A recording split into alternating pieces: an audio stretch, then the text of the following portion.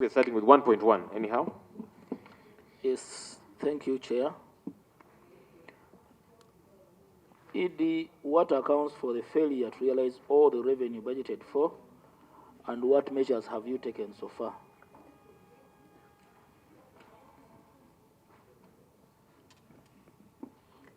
Yeah, and maybe a bit just more specifically, there was a shortfall in the internally generated funds to the tune of 8.6 billion from the budgeted revenue. I just want to put a figure to what the Honorable Abdallah is raising.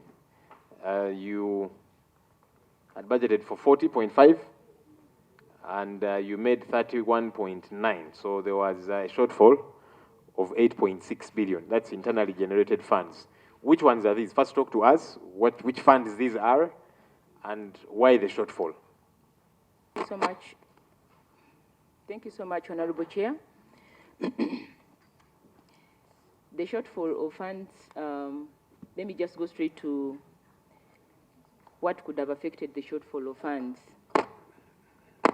No, I thought it's best you first tell us which funds, these internally generated funds, which ones are they? Okay. Then you can tell us what caused the shortfall. Okay. The internally generated funds, we have interest on loans. Yes, and then basically that is it, the interest on loans. Yes, and then a few fees that are charged. Yes. Okay, so in other words, you collected less interest than you should have. Yeah, we collected less interest than we should have, just because most of our clients were greatly affected by the effects of COVID. The clients that we serve the active poor, so they were really greatly affected, and the income did not come in as we expected it for that financial year. Yeah, I wanted to give us clarity on the fees, the kind of fees that you collect. Clarity, just clarify, because you mentioned fees as well. Okay. So we charge interest on loans. Then we have 0.5, which is a fee we charge for BDS. Basically, that is it. Okay, so we can capture that. I don't know if you have a follow-up. Further elaborate what they mean by the active poor. Okay, thank you. What is meant, because it is indicated in the memorandum and articles, but what does this mean? Okay, thank you so much. Maybe, sorry, I just want to put it in better perspective. Who are the kind of people you deal with? So you're giving out loans. You have mentioned active poor. That's what our lead counsel wants you to clarify. Talk to us about who, generally, you interact with in giving loans, whether it be active poor, which kind of people, which kind of groups, and that kind of thing, so that we have a good understanding, such that as we move to the other questions, we know who we are dealing with. Okay. Okay, thank you so much, Honorable Chair. The clients that we serve SACCOs, cooperative societies, savings and cooperative societies. We serve cooperative societies. We serve community-based groups. We serve small and medium enterprises that are supporting the value chain, the agricultural value chain. Do you also deal with individuals? Yes, we are piloting the individual loan. When was that one commenced? 2 years back.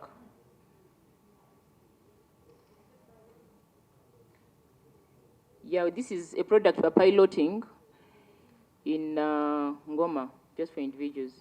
Okay. And also head. So what is the plan for the pilot? Are you going to pilot forever, or there's a time frame where you say, okay, now we have learned from the pilot, now we want to enroll, or we are not going to enroll based on the lessons that you have learned? Because if it is 2 years, I think it's a very long time to pilot for 2 years. What's your plan for the pilot? The plan is that we are learning lessons from the pilot, and currently there is a study that is being done. We are trying to see what is that we're learning from the pilot, And then the next stage is now presenting to board and board guiding us on how to proceed. But we are likely to roll out that product. No. When the question I'm asking is, when you started the pilot, Yes. what did you envision? What did you have in plan? How long will the pilot take? Is it because I see? Because if you don't have a plan, it's like you're gambling. Yeah, it's like you're gambling. So how long is the plan? Because if you have a pilot, you say we are going to pilot this for 2 years. Either we are going to pilot for 6 months or for 1 year. So the question is it for 2 years? Is it for 1 year? Is it for 6 months? That is what is not coming out very clearly. Okay. Otherwise, you will end up piloting forever. We want to understand, so these individuals, because you're saying it's a pilot, it's been on for 2 years. You're trying to see how it gets to work. Yeah? How do I come as an individual, for example? What do I say for me to get money? Because it's something you're trying out, hence the pilot. How do you interact with these individuals who say, I have come, now I want money, or that kind of thing? Want to understand how it works. Oh, Chair, to amplify it further, was it through the board? How did you come up with this policy? Was it initiated through the board? Is it documented anywhere that now we are approving this, let's go and pilot this? Or you simply sat as MD and Deputy ED and Deputy ED, and you said that now let's go and pilot on this? Thank you, Chair. I heard the ED's submission on the internally generated interest, which is 31.9 billion that was realized. I would like to request the ED to go to page 24 of your financial statements. Maybe, Honorable, can I request, Honorable Nagoli, yes. Can I request we first get this one out of the way, then we go to the figures, so that we don't lose out on anything. Okay, Chair. Yeah, I wanted to give loans. How do you do it? What criteria do you follow? Who qualifies? Who doesn't? Yeah? Okay, yes, Madam Edie. The individual loans, it was initiated right away from board. And what were we trying to do? We kept on getting feedback. We give out subsidized loans, but they reach the lowest person when the interest rates are high. So we piloted this product to see whether it is possible a client, the lowest person down, can get funds at an affordable rate.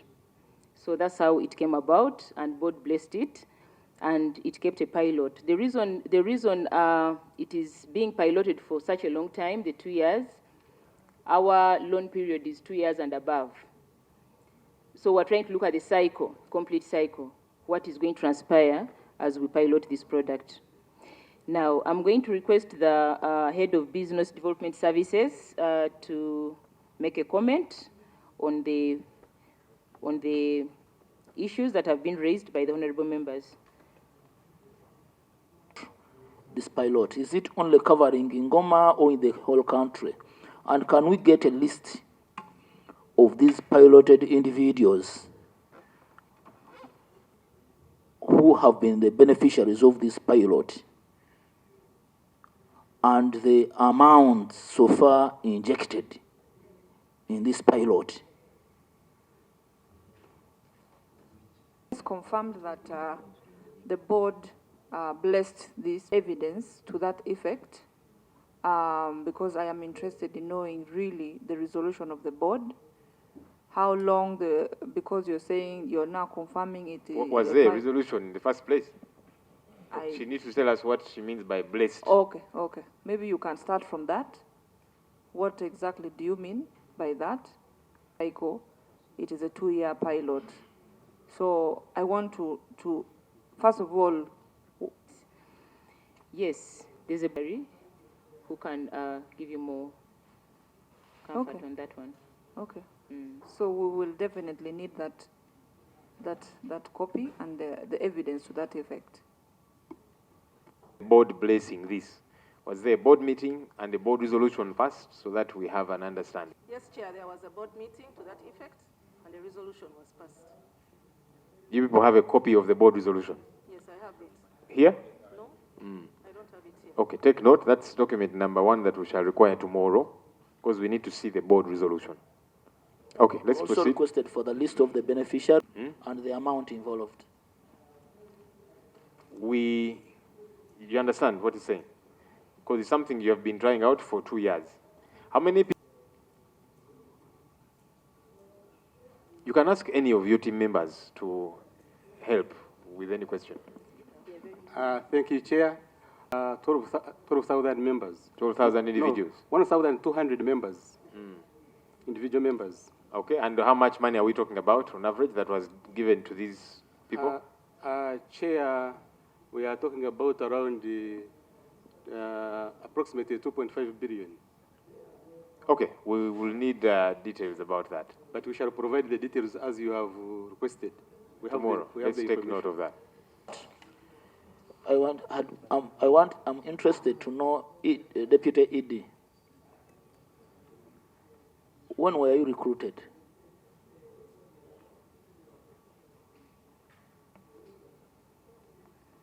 Okay, thank you so much, Honorable Member. I was recruited in Feb 2022. Was there an advertisement? It resulted from it resulted from a reorganization of the institution, and I was appointed by board. What does the human resource manual provide? In regard to Recruitment of a person, of the Deputy ED. What is the human resource manager? What does it provide? Okay. The recruitment, the company, we can advertise and people compete. Then board can appoint, especially from level 2. I want and you above. to quote Then- section 4.3D of the human resource policy. What does it provide as far as recruitment is concerned?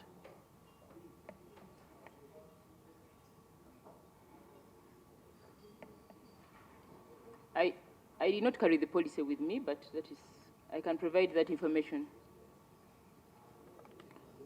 The human resource manager is not here? No, Why? she was not feeling well, that's why she did not come with us today.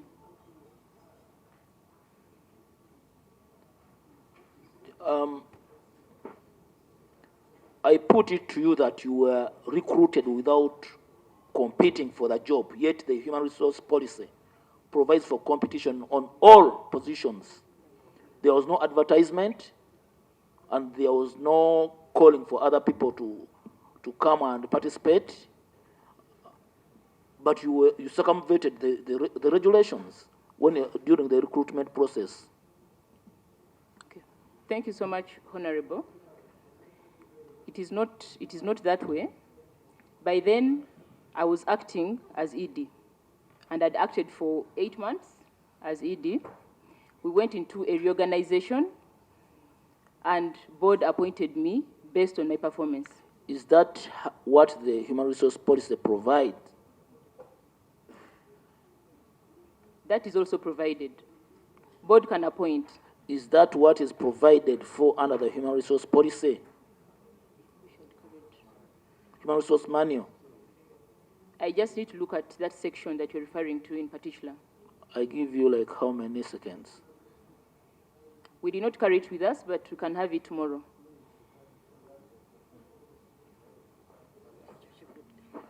So you say that you have been acting. We need a copy of that, first of all.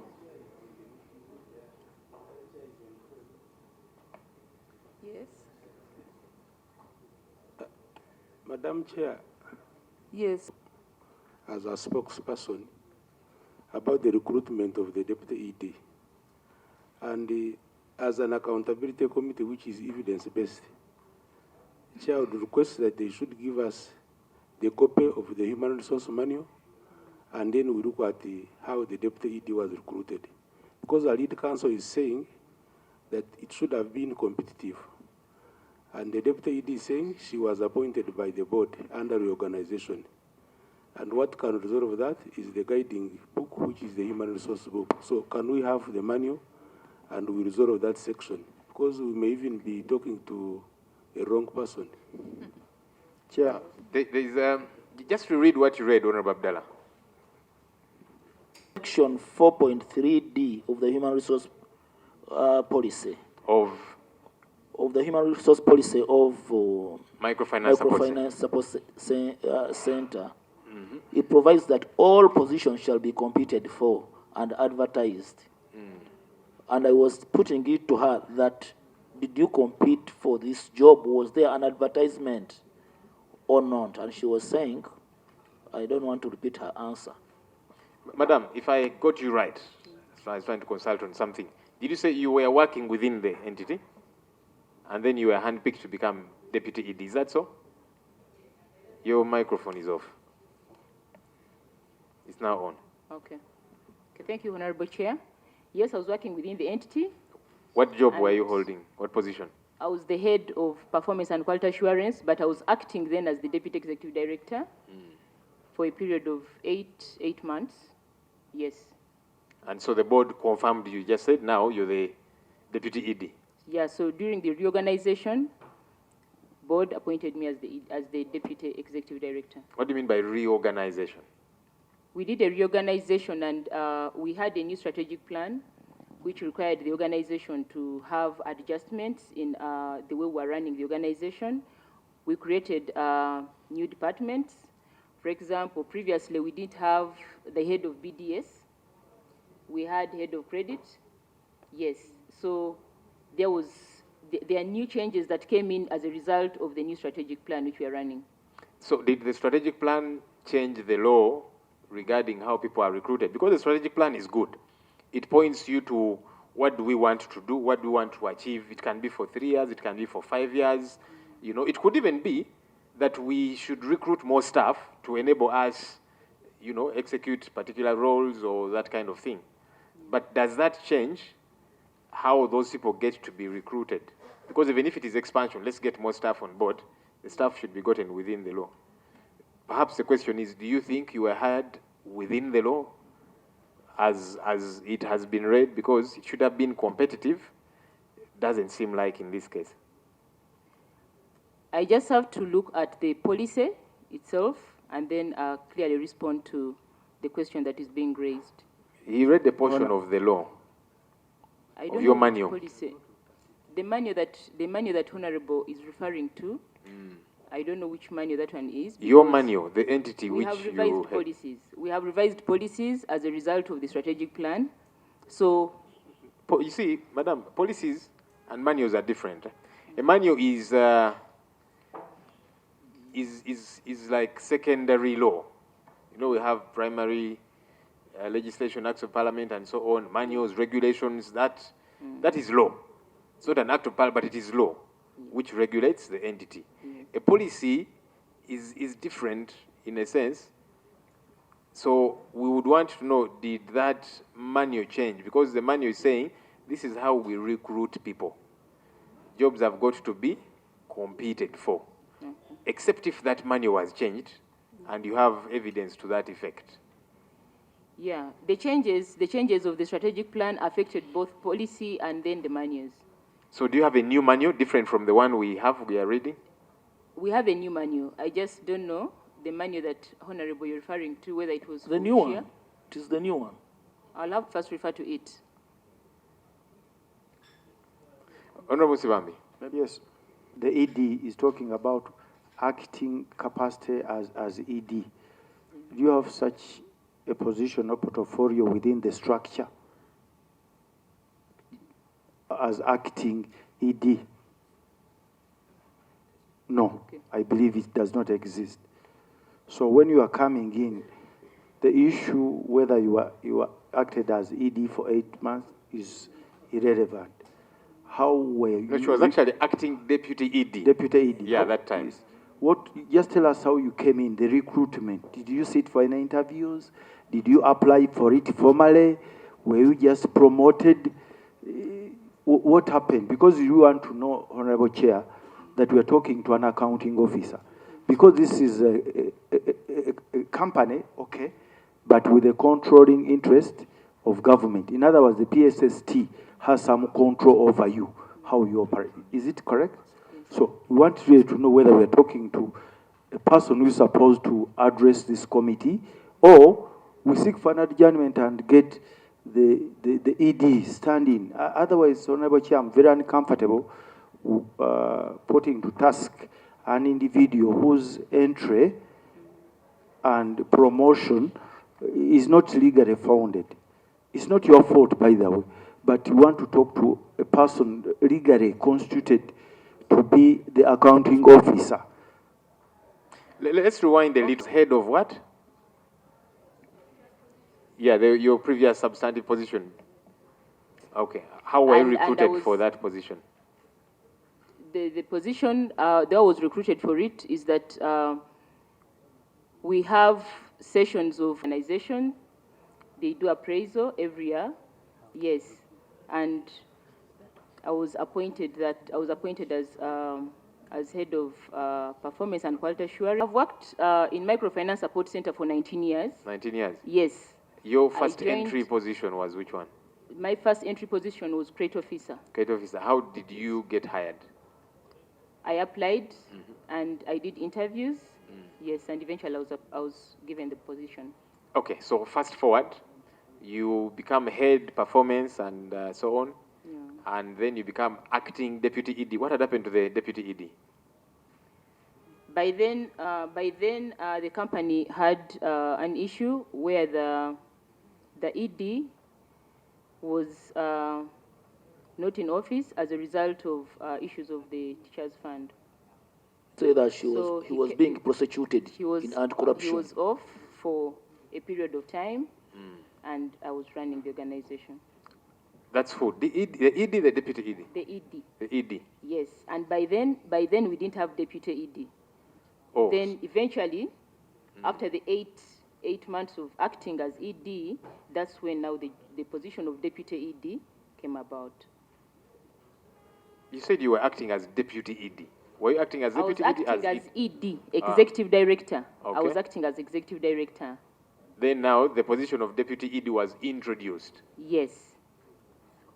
Under the restructuring. I mean the restructuring of the organization. And so you were now appointed deputy ED? Yes. By the board?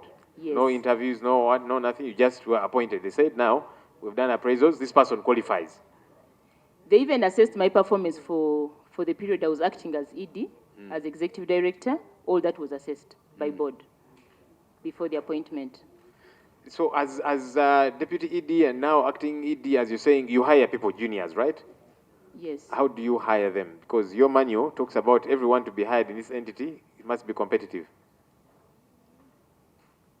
Yes, we hire, they compete, but we have a window of where we train young graduates to gain experience so that they can be exposed to the job world. And those ones, we call them project staff. Okay, I saw some hands. Honorable Itungu and Honorable Mwada. Bet in anticipation. The acting ED is telling us how things are done at the entity. And me, I would be comfortable, Chair, if she was quoting a section of an act or a manual where I have a copy. And she says, this is this, and this is how it is done. But the way how she's telling us, it is as if things are okay their side. But, Chair, the information we have, that's why we had insisted yesterday that they should come with a board here, because the board would have told us now that they come with another team, and also the substantive ED, not the acting ED. So, Chair, it is as if we are debating in anticipation, and I would request, Chair, that we should have a copy of the human resource, and we prove beyond reasonable doubt that this leader was appointed according to the law, and we are dealing with the wrong person. Otherwise, I would buy Honorable Samambi's idea that I'm not comfortable discussing with a person whose appointment and position is not clear as far as law is concerned, Mr. Chairman. So can we have a copy of the human resource as an evidence for this committee, and then we proceed well? Okay. I wanted to just expound on it. Now, legally speaking, organizations can restructure, but it's not. It does not occur verbally. It actually involves technical processes within an institution, be it amending the human resource manual, creating new offices. I've ever seen it when I was working with the Law Development Center, that they created new positions, even changed the work from permanent to contracts.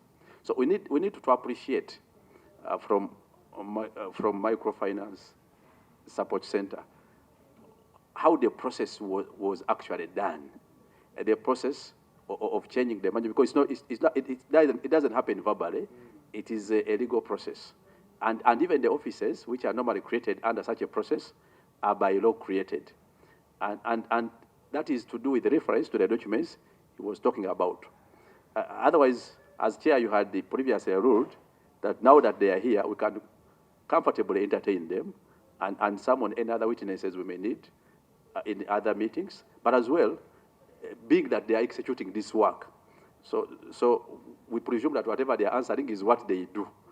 However, where there is need of any other person, we can still summon as well. But the emphasis of my submission is this process does not happen verbally. If there is a restructuring, it is normally a process which normally exposes officers internally and inside an organization to any immediate promotion or relocation, but as well where there are gaps, advertisement for new recruitment. How was it done? Who handled it, and where is that particular documentation? It can be a good explanation for us to understand what process was done, and then we can assess whether it was rightly done or not. The issues we are handling, these are figures that have been codified by the Auditor General, and by law, we are supposed to put these queries before the accounting officer. My point of clarification that I would like to get from the team here, whom are we talking to as an accounting officer of Microfinance Support Center? Because we are supposed to put these things before the accounting officer, recognized by the PSST. Who among you is the accounting officer that we are supposed to put these issues across? That's what we want to know before we proceed. Otherwise, we might be proceeding wrongly. Because if we don't have an accounting officer, the person responsible and appointed by the PSST, by law, that you are the accounting officer in charge of the entity. Thank you, Chair. Honorable Muzali. Chair, I will not differ from what my colleagues have just said. It is very clear that perhaps the person who is before us is not the right person. So the idea of resuming the meeting tomorrow, I think, is what I support. And Mr. Chairman, we need, just like also colleagues have said, we need a board here with us tomorrow. We shall also need the loan committee to be here also tomorrow. And I don't know whether they have also the internal auditor here amongst them. We need all these people here by tomorrow so that we don't keep on referring and postponing issues. I thank you, Chair.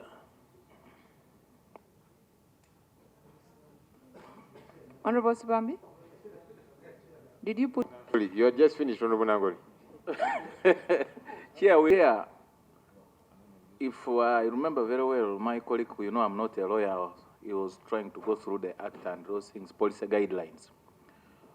We had talked yesterday about having the board on board and the minister responsible and maybe PSST, because we want to look at the policy making organs before we can interact with these people. Because for me, I've seen a lot of contradictions from the Deputy ED.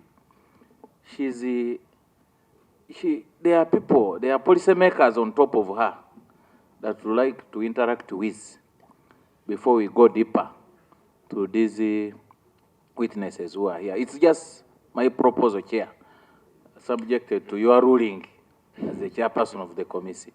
Thank you so much, Chair. Okay, Secretary in the Ministry of Finance, who is also accounting officer for vote 08008. Yeah. That is then sent to Microfinance Support Center. And we're saying, look, when this money comes, we send it to the entity to be managed by the ED, Deputy ED, and management. Okay? They only eventually give accountability, similar to what they are giving here. And what he was saying is that these people manage those funds. That for him, he's like, and you know, a route through which the money goes to Microfinance Support Center. And so in every sense, they should be the ones accounting for this money. Which is true. And my suggestion is, let's proceed with these people to respond to what they must, because they're the ones who manage the funds. However, even this undersecretary will have to come eventually, because he plays more like a supervisory role. He's not involved in the day-to-day affairs of Microfinance Support Center. The ED and Deputy ED run Microfinance Support Center. They are given a budget, and I think for this particular financial we're looking at, it was about 163 billion, thereabout. They're the ones who manage this money. They're the ones who spend it, who procure, who, etc., etc. And so they ought to be accountable, okay? So even the accounting officer, who eventually give accountability, we shall have to interact with him. But my thinking is that there's several issues which these people should respond to, because they're the ones who manage this money. They are even the ones who, yes, they are doling out loans, and they're the ones who are telling us, okay, now these ones are not able to pay back COVID and all of those different things. So there are questions which are for them. And as the Vice Chairperson was briefing me, it was seen as going to be very short notice to get the board today, but they can come tomorrow. But that doesn't mean that these people cannot respond to issues which they must respond to, because even head of credit is here, head finance is here. So there's what which they cannot respond to. For example, how now she was hired, the board will have to explain to us. You know, because for her she's saying, me, I was working, and then they gave me an appointment later. Although the manual is saying, this must be done competitively. So the board will have to tell us, why did they not do this competitively? So if this one is saying, for me, I was given an appointment later, who was I to refuse? She sat in the chair, she's working. So the board will have to tell us. So that's something that now, we say eventually, the board will have to tell us, why did they not do this competitively? Because if you're thinking somebody is very well qualified, subject them to a process. If they are very well qualified, they will win, nonetheless, not so. So that the board will explain to us.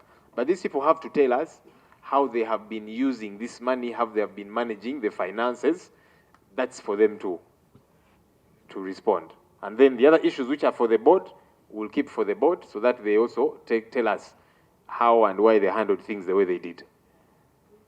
Chair, Yes, does that also include, because the same question was going to the head legal, for how long have you been acting? Or head legal is also acting? She can answer. Are you in acting capacity? Yes, sir. For how long? 5 years. Hajati, if you could 5 years acting. If you could pull the microphone closer so that we... And you as the lawyer, what does the law say? Yes, what does the law say? Switch on. The law is silent on that. Can you be in acting for more than 6 months? Yes. Yes. The Employment Act is very silent on acting. Actually, So you can act for 5 years. I'm not saying you can act for 5 years, but he was asking what does the law say. So I'm responding to what the law says. yes, Council. It is very silent. I think you have to explain for us to understand that this is a company and not a public service entity or agency. Maybe to clarify, within your memorandum and articles, I think a company secretary is provided. Yes. Yes, what does? Just to help us to understand, we are not here putting you task. I believe if it is a company, you can even be in acting capacity for 30 years, as long as your appointment is within or in compliance with the provision. Normally, the provision don't give terms. But Honorable Chair, my problem now lies with the, I think we'll raise it with the board. From this side, I don't want to invoke some rules to force my colleague to sit the other side. Oh, okay, so, Madam Corporate Company Secretary, what's your sub acting Yes. company secretary? Yes. Is that good corporate governance in your view as somebody who is meant to advise the board? Why would you be in acting capacity for a whole 5 years? Because if you're competent, maybe they should confirm you, for example, or that somebody gets to be hired. Because you are chief legal advisor, if you like, of this entity and the board for that matter. Is this not something that you have interested yourself in, especially now that you're the one in that position? I would think it should discomfort you that you can be in acting capacity for a whole 5 years. Hmm? Have you ever raised this issue with the board? And maybe Say you say have yes all or the no. qualifications as the head legal. Maybe that could be the problem. Do you have the qualifications? Are you a professional lawyer? Yes, sir. I am. Can you tell us about your qualifications? I hold a Bachelor's of Laws from Makerere University, a Diploma in Legal Practice, a Master's of Laws from Makerere University. Okay, so back to my earlier question. Is this something that... Yes, Madam Corporate Acting Company Secretary. No, Chair. You have not raised it? Yes. Why? Is it something you don't find important to raise? Because if I were you, I would be bothered that I am acting as company secretary for 5 years. You have a docket of your own, managerial litigation services, you said, which you run. Why? Why is this not something that you have raised so that somebody is substantively found or that you are confirmed yourself?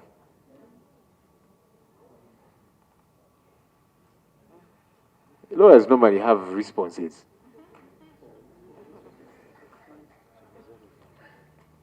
Yes, Hajat. You know, that is now, it's like, that is a conflict of interest to my side, Mm. and I cannot have a response to that. I work for the board, and they are aware that I'm in an acting position. Come again? I am a resource to the board, and they are aware I'm in an acting position. So, me bringing it to their attention, it is asking them that why am I still in the acting position? I think. No.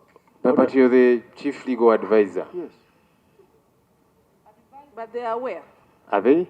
Yes. Who made them aware, if not you? Because you have not brought it to their attention. So who made them aware? Is there another company secretary, another chief legal advisor? No, Chair. And Honorable So there Chair, you are. be an acting head of a department, but you actually hold the seal. You must be the other signatory in company matters. You are the custodian of minutes and correspondences. So maybe it's not for you, but the company must have a substantive company secretary. And I've seen the deputy ED, acting ED. That since the honorable members are going to interact with our board, there are questions that board will provide feedback on, but on the issue of the company secretary acting for that period of time, our auditors are here, they've raised it to the board. So I believe the board will be in the best position to answer that. if it's allowed. Yes, certainly we'll put it to them, but we thought it important to also hear from Madame Mariam Diboza, because she's company secretary. I know it can be conflicting, but then you've got to advise the board, because you're the one who is there to advise. You know, that look, somebody has got to be in this place substantively, and then the process will happen. If it is you, no problem. If it is somebody else, no problem. But it's just not proper that you'll be in acting capacity for a whole 5 years for a position as critical as that, because you're not even stable to do the work that you ought to do, because you're neither here nor there. You're acting. You have your substantive position. Okay, let's head for more than 2 years. Kindly confirm. And other positions, so many people are in acting. Much honorable member. Yes, the HR is acting. Not 5 years. How many years? I could find out. I could give you that feedback tomorrow. Then the other position you talked about of business head business services. Yes, he's also acting. Are there other positions where people are acting?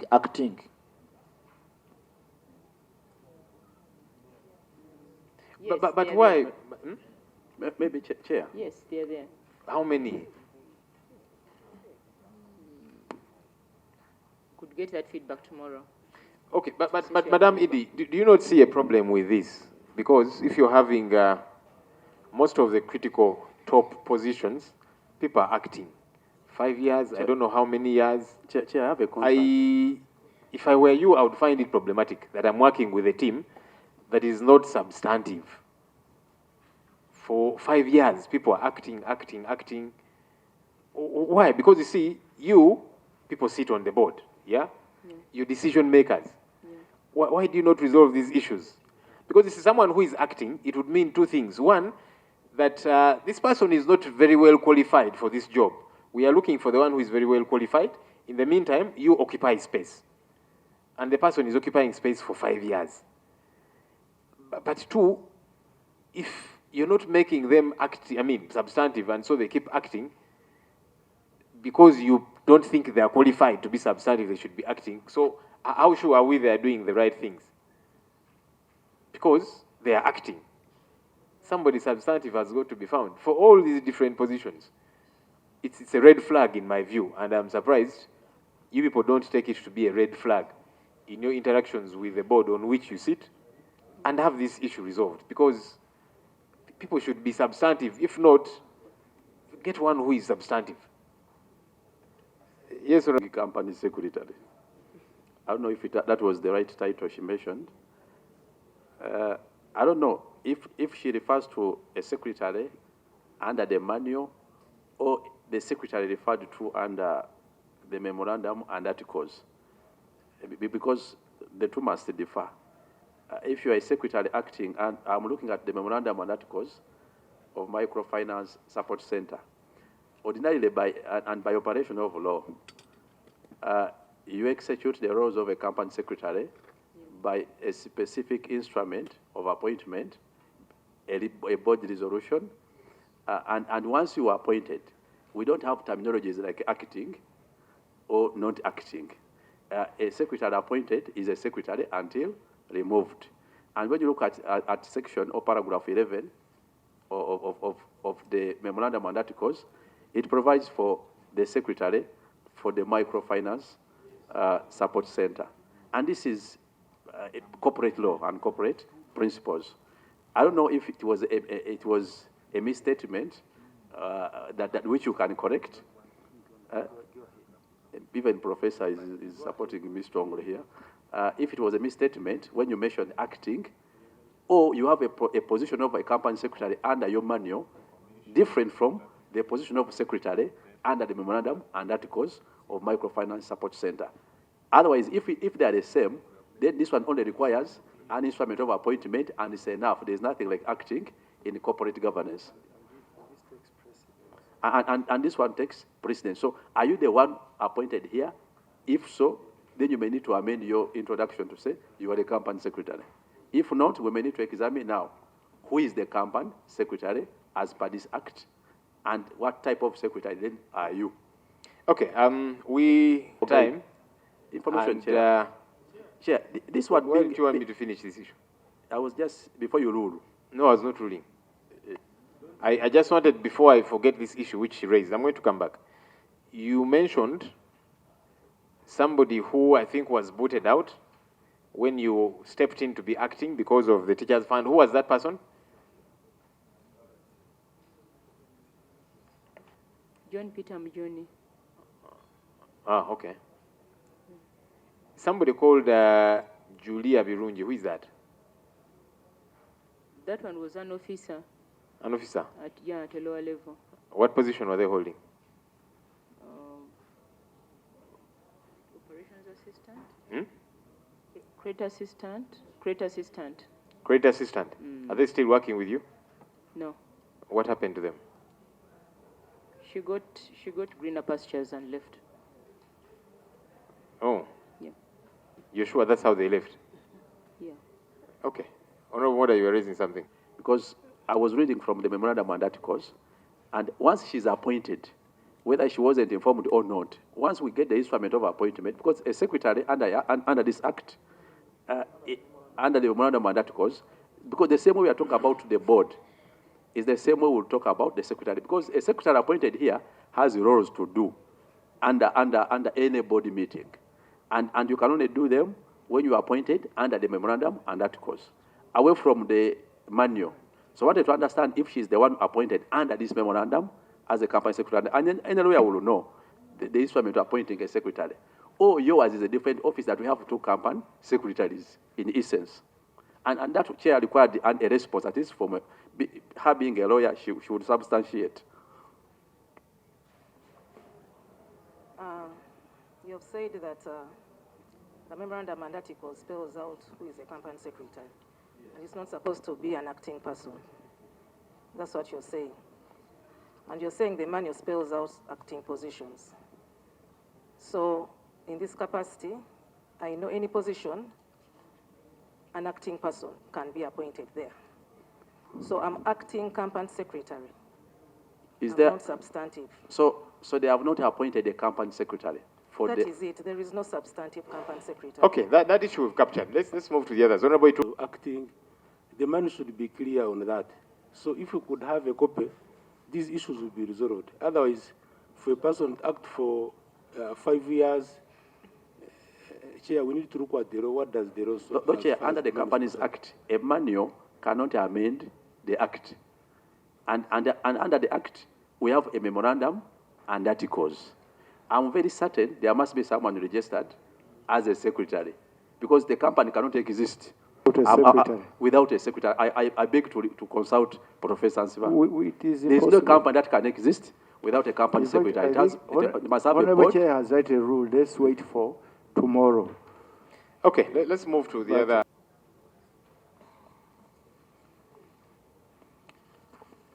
Chair, just the last one. Even now, they are not prepared. On funds Manager, lead council, just a minute.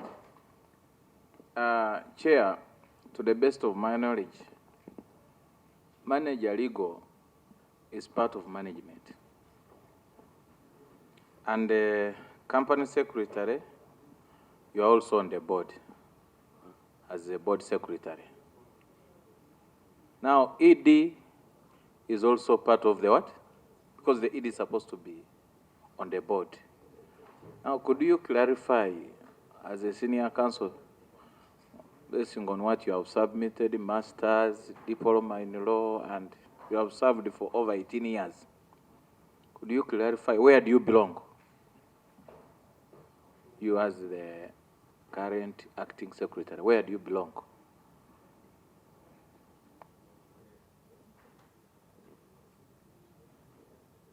Substantively, I'm a manager, legal services, finance support centers, and not on management. Okay. 21.2 billion unspent funds. Majority of the unspent funds related to funds for on lending and EMIOGA seed capital grants. That is page 4. Of the unspent balances for capital expenditure, a significant amount was meant for procuring the land, which activity was not undertaken during the year. They are not. There's a Now, figure here that they were supposed to clarify. Chair, I'm sorry, But we're take my moving lead back counsel. and then backwards. Yes, there's a figure here on page 3 that I'd wanted us to get clarification from the team before we proceed to page 4. When you look at the revenue, on page 1, internally generated revenue, IGF, page 3, table 1, on revenue. The figure that was captured by the Auditor General is 31.9 billion on the amount, on the column of amount realized. So I wanted my dear colleagues from the other side to take me to page 24 and show me that figure that is captured in the financial statement of 31.9 billion, page 24 of your financial statements, so that we move together, because I'm not seeing that figure under internally generated income. That's on the operating income.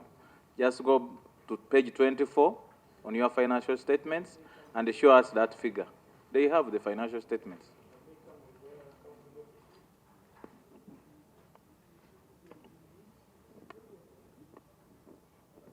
Thank you, Honorable. I think we are not looking at like with like. We're not comparing like with like. The table here, which they are showing, is was on cash basis. The money we realize as cash, and what you are referring me to on page 24 is those are the financial statements, the profit and loss, which is prepared on accrual basis. That is, you can't find it there, because we are not looking at like with like, comparing like with like.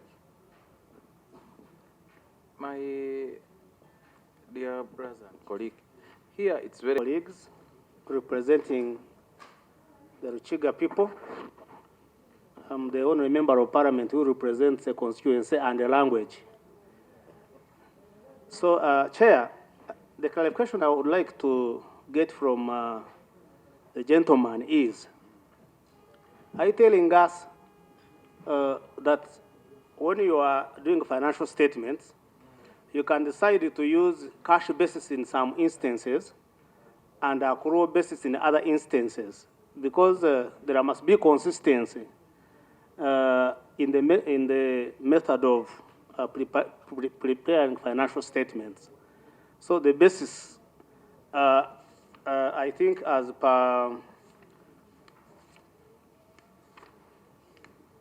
per note, should be the first notes. Note, no, I want to go to the base of. Note 2, 3, 4A, 4B. Yes, significant accounting policies. I want to look at notes, basis of preparation. So it is on page 11. You are saying the financial statements have been prepared under the historical cost convention, yeah, except as indicated otherwise below.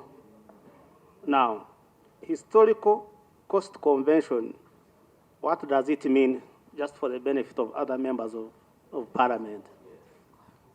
Historical cost convention, you, just as an illustration, if you bought, say, a vehicle, then you report it in the books at cost, the money you bought it. And that goes on 1, 2, 3, 4, 5 years at cost but depreciated. The other way we would have reported this is at its present value. You'll find that the cost of the vehicle we have in the accounts less depreciation might have a different value. There are assets like, for instance, which appreciate, like land. So there is also a standard which guides us on present value maybe, accounting. Yeah, sure. The reason why I asked is not because I don't know what historical cost convention means, but I wanted you to confirm that what you're telling us, that you're using cash basis, then you're using accrual basis at the same time, does not reflect what you have put here on note 11. Sorry to interrupt, Honorable. I can explain further. Maybe you didn't get me what I was explaining. The Honorable's question, he referred to two things. He referred to the auditor's observations on table 2. And the auditor's observation was in regard to what we budgeted to collect vis-a-vis what we collected on a cash basis. And the other note which you referred to was a note to the profit and loss. Now, the profit and loss is done on accrual basis. For instance, we can record that we have earned interest, which is not actually realized as cash. So that's how the profit and loss is done. You find that you are recognizing interest but actually you have not gotten the cash. And that's how we are guided by the standards when we are preparing the profit and loss. So the other observations of the auditor were actually an observation on our cash budget, the cash budget. What we intended, when you're collecting cash, you collect bad debts, which are not even on the loan book. You collect some fees on the loan.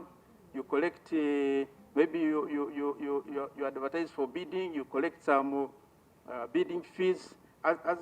In that note, on page 24, there are several incomes we get. So these two things, of course, they cannot match, but they can reconcile and tell you even the difference, why there's a difference. The reason is because there's an element, like now, the interest income, which was recognized in the profit and loss is 18 billion. But the interest which we collected as cash is less than 18.8 billion. I don't know. Chair, guidance. So what the team from Uganda Microfinance Support Center is doing, they are actually doing what we call in accounting massaging figures. They do massage the figures. One, what is explaining should be appearing in the cash flow statement, but the statement of financial performance, if you're using, whether you're using cash basis or accrual basis, it should be the same, because you are recognizing income even when you have not received it. That's accrual. Now, it beats your own policy, basis of preparation on page 11, which you have told us that you're using the historical cost convention. Are we together here? Yes, we are together. So if you are using historical cost convention, how does cash accounting come in? Honorable, we are not doing cash accounting. But that's what you're saying, that the other side in the state... Because this report was audited by the Auditor General, and if there was anything like that, with errors. They should have. Okay, let's go to the... have raised it. Because when we look at the consolidated summary statement for all public corporations and state enterprises for the year under review, you also even have a difference on liabilities. Here the consolidated summary shows 64 billion. In your financial statements on page 8, you're showing 63. Chair, refer to the financial statements attached to the Auditor General's report on page 8. The attached financials. So, Chair, maybe as we go there, once there are inconsistencies in the financial statements, automatically it shows a big picture. And especially when we are talking about money.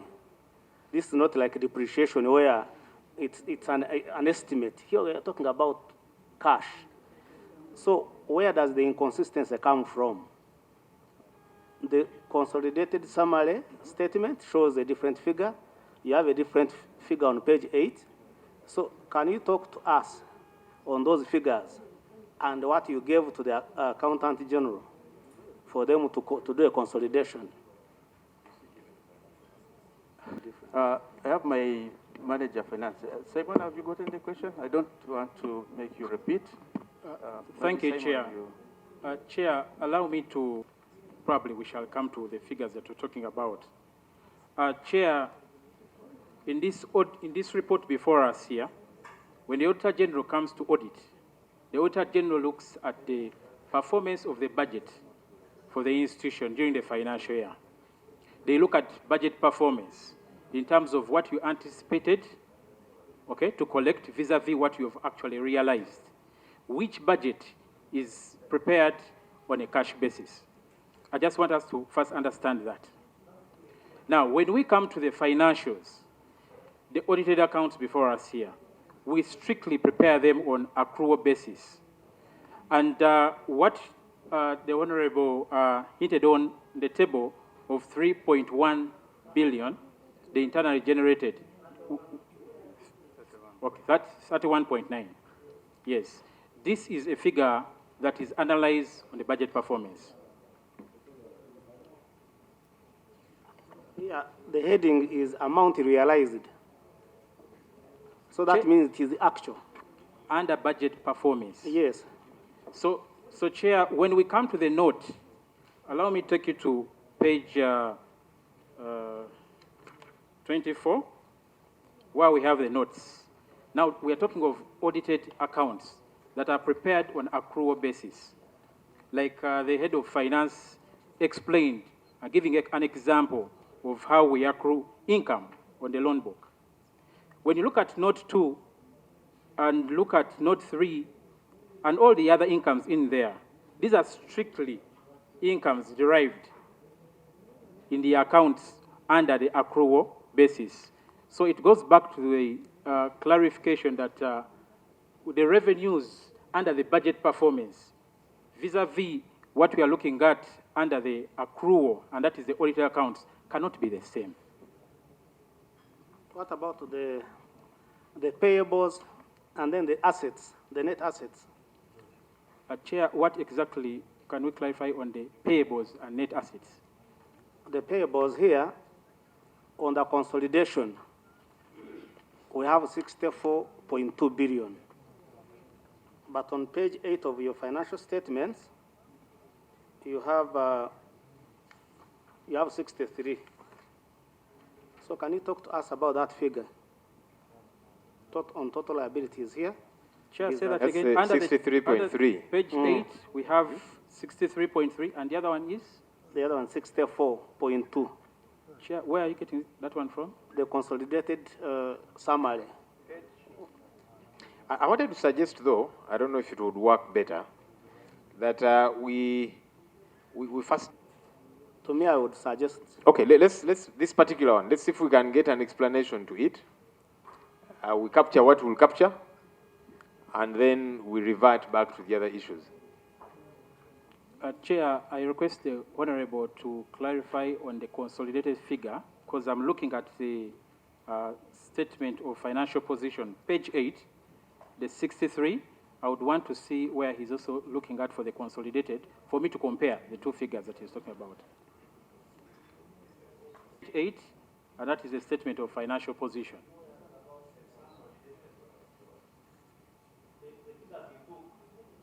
To the Accountant General for... Honorable members, through you, Chair, we always refer to the figures that are audited in the books of account. These are the figures that we are accountable for, and they are the figures that we are, it's the report before us, Honorable members, the 63.3 under the liabilities. And the trade and other payables that we're talking about is only a component of 5.7 billion. Chair, maybe... The consolidated is 63.3, which includes other liabilities in there, in the statement of financial position. Chair, I would like to request you to send the figures for consolidation. How do you send them? Do you send them by soft copy? Do you write a letter and send him a report? What do you do? What we normally do is to share a copy of the financials, these financials, because these are figures that are audited. How? I said how. How do you share? It can be in hard copy and also soft copy. How did you share this one? Because we might be faulting you when it is the Accountant General who made an error. So we need to know. How do you send? How was this particular one treated? Yes, like I mentioned, we send a soft copy that is on email and also send a hard copy of the audited accounts. So do they acknowledge the receipt of those financials? Absolutely. So where is the acknowledgement? Because we don't want to fault you when maybe the problem is the Accountant General. Chair, like we have agreed that tomorrow the team is coming back, maybe that's another action point that we can... Okay, take note of that document. Clerk, I'm hoping you're noting on your end. So that, yoga. But just before, I wanted to get something out of the way. I had asked the ED about somebody called Julia Birungi, whom you said left because of their involvement in the 10.18 billion teachers fund saga. But anyhow, you also say she no longer works with you. But we have information that she is still on the payroll. She still earns a salary, medical insurance thereof, and so on. Is this information you have as well? No. You don't? She's not. The finance people, this person called Julia Birungi, is she still on your payroll? No. When did you strike her off? The HR should have that information. Usually the HR is the one who is responsible for the payroll. And if there are any additions or subtractions, she informs us. If there are any changes in the staff pay, there is a communication. And we do exactly what she has asked. As far as I know, Julia is not on the payroll. Simon, is she still on the payroll? I confirm she's not on the payroll. She's not on the payroll. No? As a person who sits in finance and also looks at the payroll, I confirm that she's not on the payroll. HR will come with us. Okay, so as when the HR comes... When did you last pay her? She may not be on the payroll, but she's receiving salary. Are you aware about that? Not from where? Chair, She's not. through you, Chair, I'm not certain that Julia is receiving salary as I speak, because that's a payroll that we verify on a monthly basis. And you are very sure, because Yes, we want Chair. to know, to be certain that you are very sure on your end, then we know who to go for. Yes, Chair. Very sure. Okay, so as the HR comes tomorrow, they'll need to come. Do you know an Asim Joan? She's not our staff. But do you know her? Yes. Yes. In what capacity? In what capacity? As a client. An Client, what do you mean intended client? As a client. They were managing a cooperative. They were managing a cooperative, and we serve cooperatives. So she's one of the clients, intending clients. That's not clear. Clients, intending clients. See, you're confusing us. Just be direct about something. We deal with cooperatives we are not limited to cooperatives that we have supported only, because we even offer capacity building, we offer a number of services to cooperatives. So it is true, we know her, and she was managing a cooperative. Is that? It was a cooperative for the teachers. Okay. She was managing on your behalf or on behalf of the teachers? No, cooperatives are entities which are owned by the members. Yes. For us, we finance cooperatives. Is that the cooperative of the teachers in the whole country, or you are the one who initiated it in line when you were dealing with her, Asimwe? You understand what I'm talking about? I'm sure you understand what I'm talking about. Yes, I understand. Did you sit with her on a table and you created that cooperative? No. She sat with who? We don't know. Is she running a registered cooperative? Yes, it is registered. But how it was formed, that is in the docket of the membership of the cooperative, but not on the side of MSC. And what's its name? The cooperative?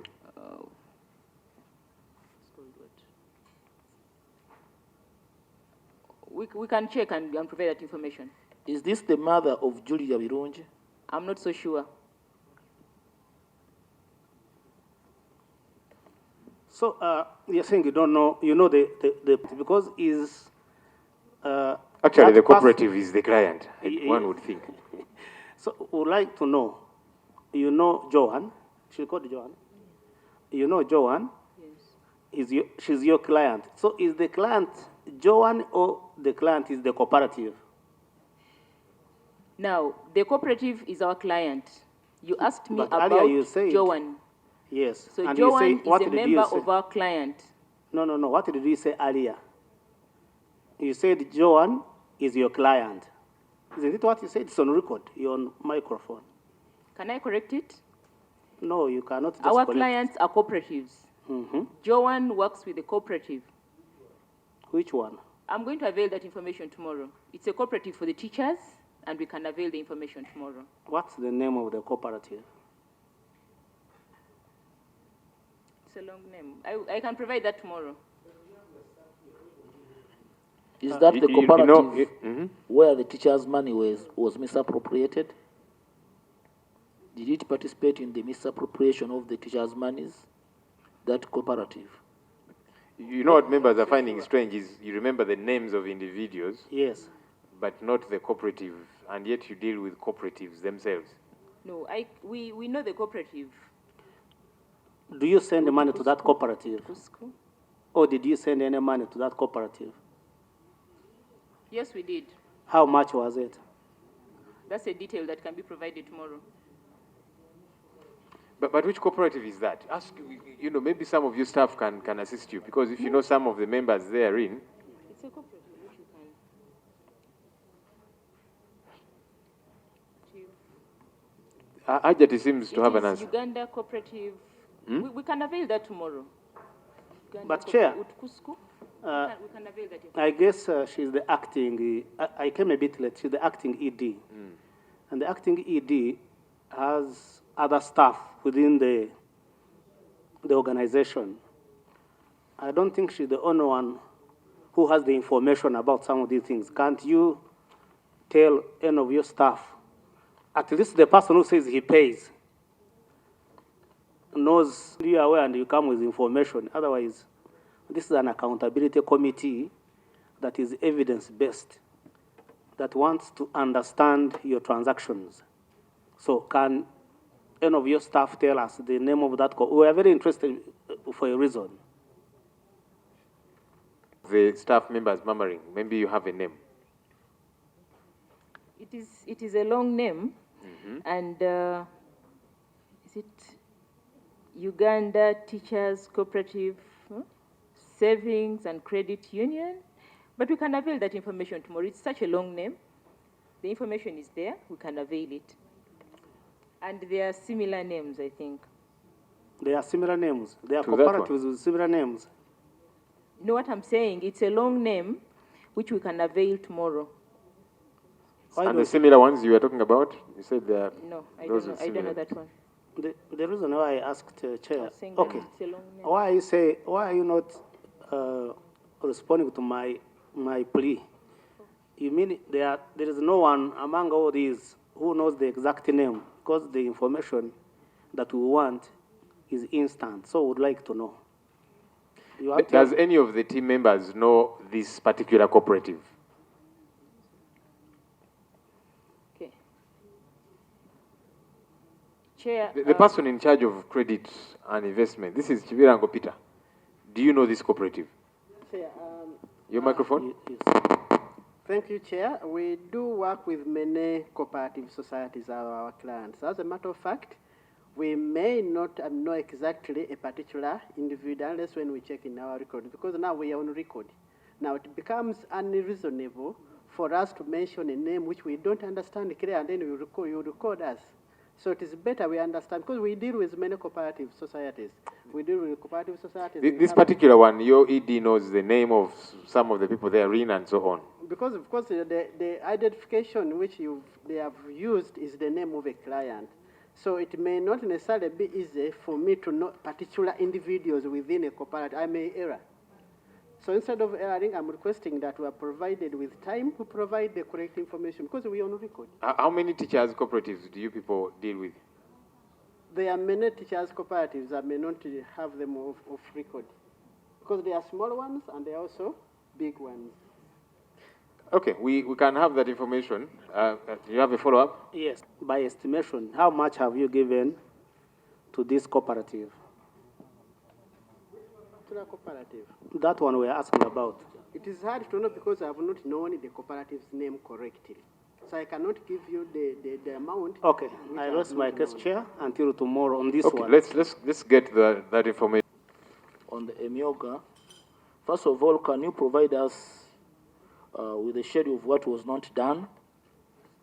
And secondly, what was the cause of the failure? What explanation can you give for the low absorption, and what measures have you so far taken to put in place to improve the absorption?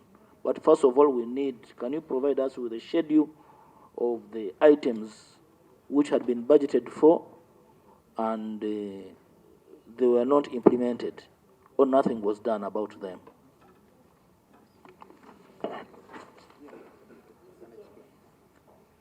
Yes, Honorable Mzali. Chair, on item on absorption and unspent funds, the Lady Council has asked a very good question, but these people already submitted a response to that effect. And if you go to absorption, the response was they talked about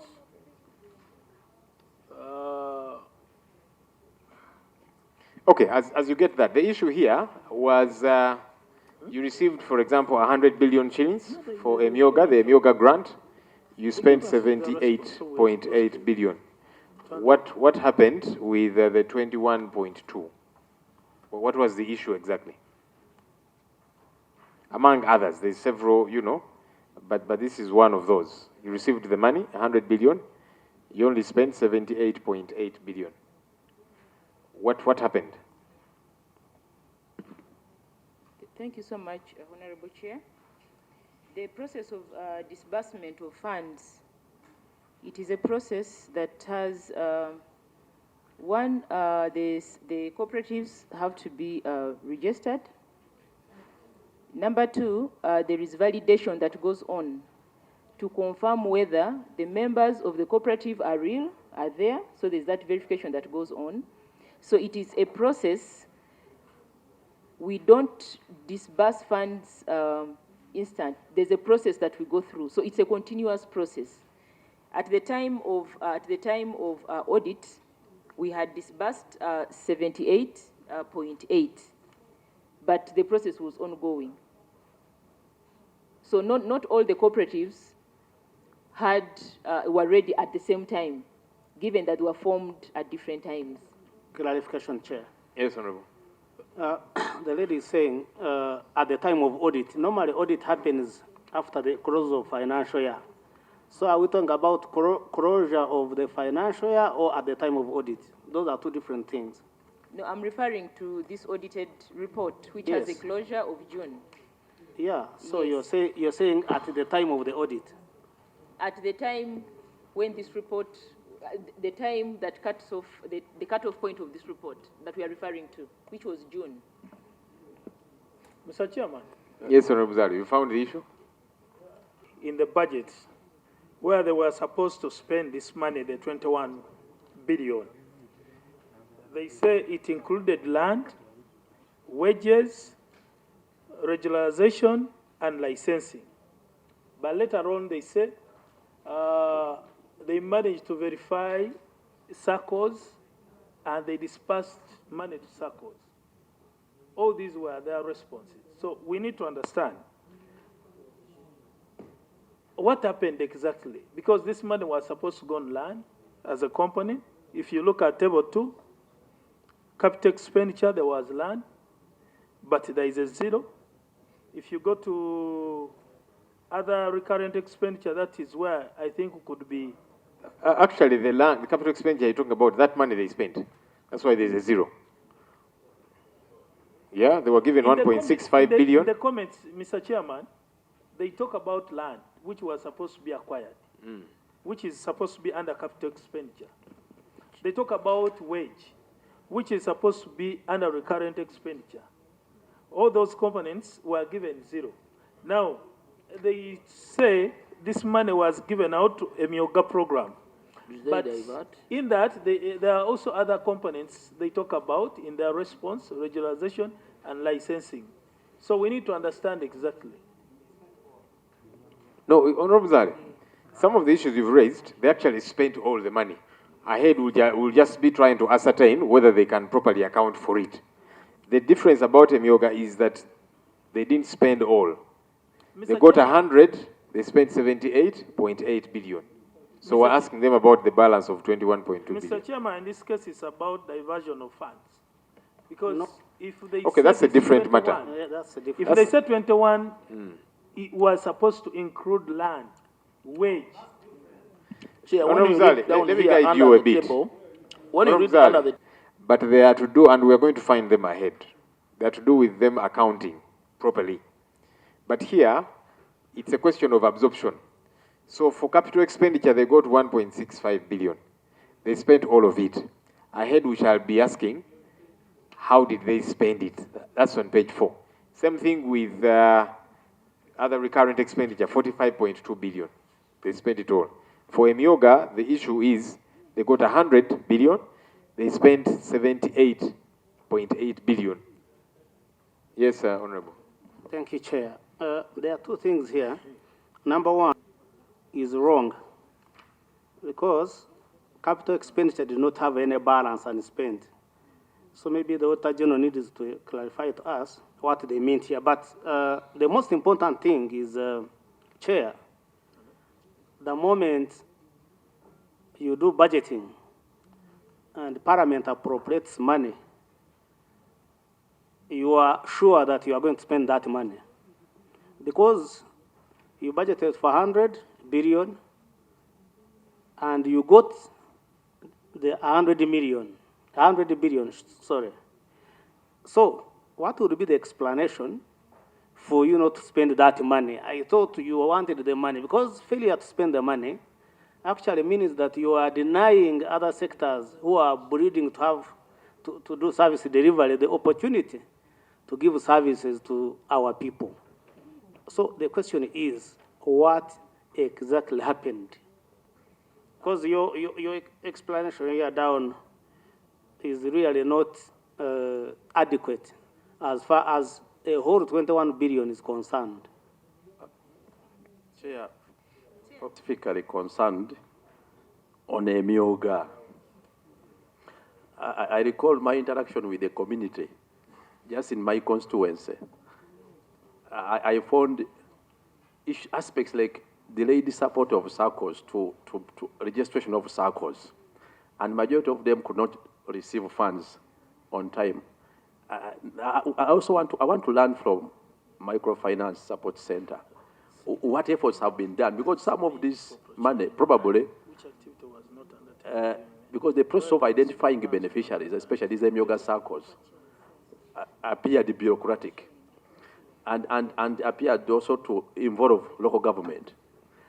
But I want to learn, now that the money came and people were excited in communities that they are going to receive this Emyoga fund, it sounds awkward for them to hear that you took back the money when actually the intended beneficiaries never received it. And that's why, looking at the comments of the Auditor General, it talks about your failure to utilize the funds being negative in terms of the planned achievements. Now, what efforts have you put in place to ensure that the intended beneficiaries actually receive this money going forward? When I look at your response, you are talking about that committing yourself to fully utilize the funds going forward.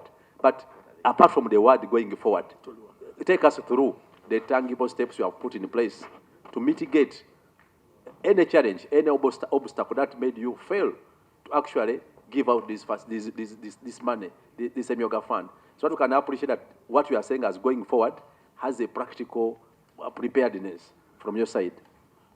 Okay, let's get a response. On the same page, on that issue, the last sentence, where that the funds in issue were already committed for disbursement to verified Emyoga SACCOs. So maybe what we need to get from the team, I was waiting for your attention, Chair. Sorry, I was consulting on something. Yeah, so if the funds were already committed to the SACCOs which we had already verified, subsequently, can we get the status of how that money was disbursed with evidence?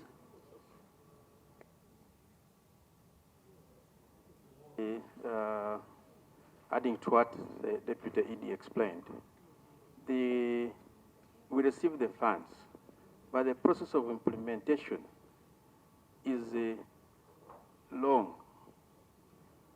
We go outside there, sensitize the community, identify these SACCOs, and most of these SACCOs at different levels of readiness. We got the law from UMRA that we shouldn't deal with SACCOs which are not registered.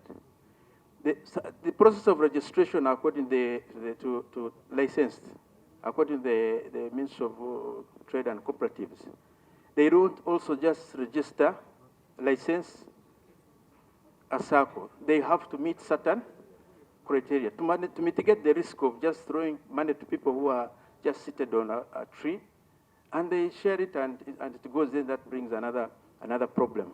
So there's a process of identification, validation, training before they receive the money. And when we look at this implementation of 78, almost 80%, ourselves, this performance of 80% is considering the circumstances and the conditions and all those things is fair. And why we say this money is committed, because we already identified those circles, but they are being prepared, being provided with capacity. We help them to have their leaders in place and provide some basic. Chair, I think what the gentleman is trying to explain is common knowledge. By the time we put a figure in the budget, you have already done all that you're telling us about. And you are sure that once you receive this money, you are going to disburse it to those verified SACCOs. So don't tell us the background of what you tell us. That's not the case. When we budget, it's a projection. You don't know how many circles you will be able to mobilize. So you just make an estimate. Yes, of course, a budget is an estimate. It's a budget, yeah, it's an estimate. Yeah, but our issue is that you need to anticipate all of this. Honorable Linda? Yes, Chair, and then Honorable Zal. I want to inform. Chair, before a projected output, every activity you are expecting an output. So how do you measure an output? You measure your output based on what? If you're not going to first identify those circles and verify, and then you're sure. What is the basis of the budgeting? What is the expected output out of this? It is very important that you tell us on that issue. Okay. Because these circles are based at constituency level. At first, they all received 30 million and 50 million for the LOC ones.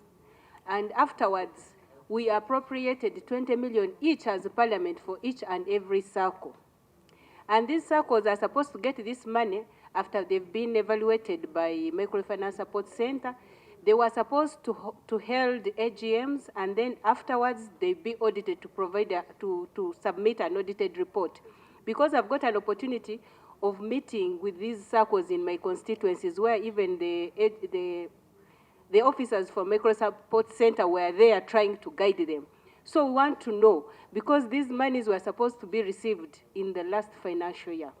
Now this is another financial year, because some of these members in the circle are already disappointed because the money that was released at first as seed capital was very little. So government, through parliament, we appropriated more 20 million per circle. So I want to know why do you delay to remit these monies to these circles, and that the circles are known, they are already registered.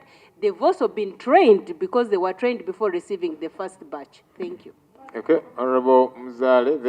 The circles, according to the gentleman, because I a little bit came late, I'm from my other committee, I dash here, sorry. I represent the people of Nwaya District. My name is Judith Pisa Chan. What I know is these circles, you cannot say you estimated the budget, the money which you received.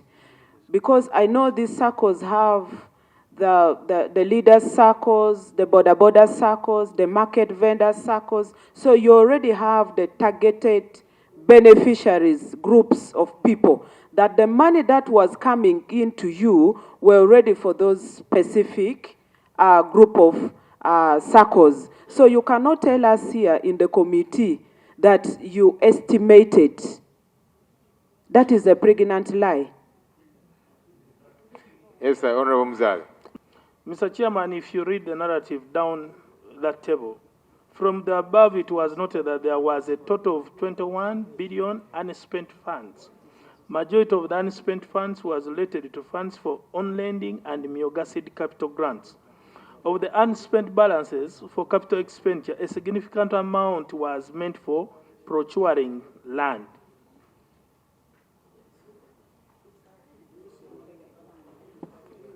Table 2, Itungo, you know we went to different schools. Go to table 2. Order, colleagues, order. Okay, let's get responses. True, honorable members, that the cooperatives were already known. And that's why the funds were committed to the already known cooperatives. But the process of verification, just like if you're to fund a client, there is a process you go through. There's appraisal, you want to verify a number of things. So the verification process, it is what we are referring to here. But actually the funds were already committed to the known Myoga circles because they're already known. So this fund, this money, it was not supposed to be touched. It was for those very Myoga circles because they're already known. They're already registered, they have certificates of registration, but the process of verification, yes.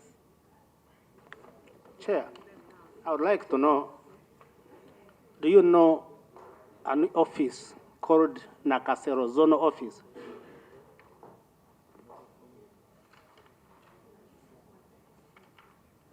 Yes.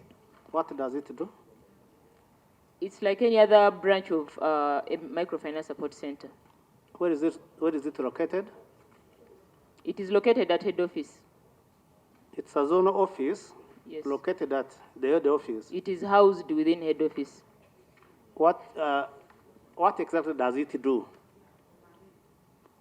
They identify clients, they appraise them, they do marketing, they identify clients, their clients are appraised, and funds are disbursed. They recover these funds, just like any other zone office. Does it have guidelines on its operations?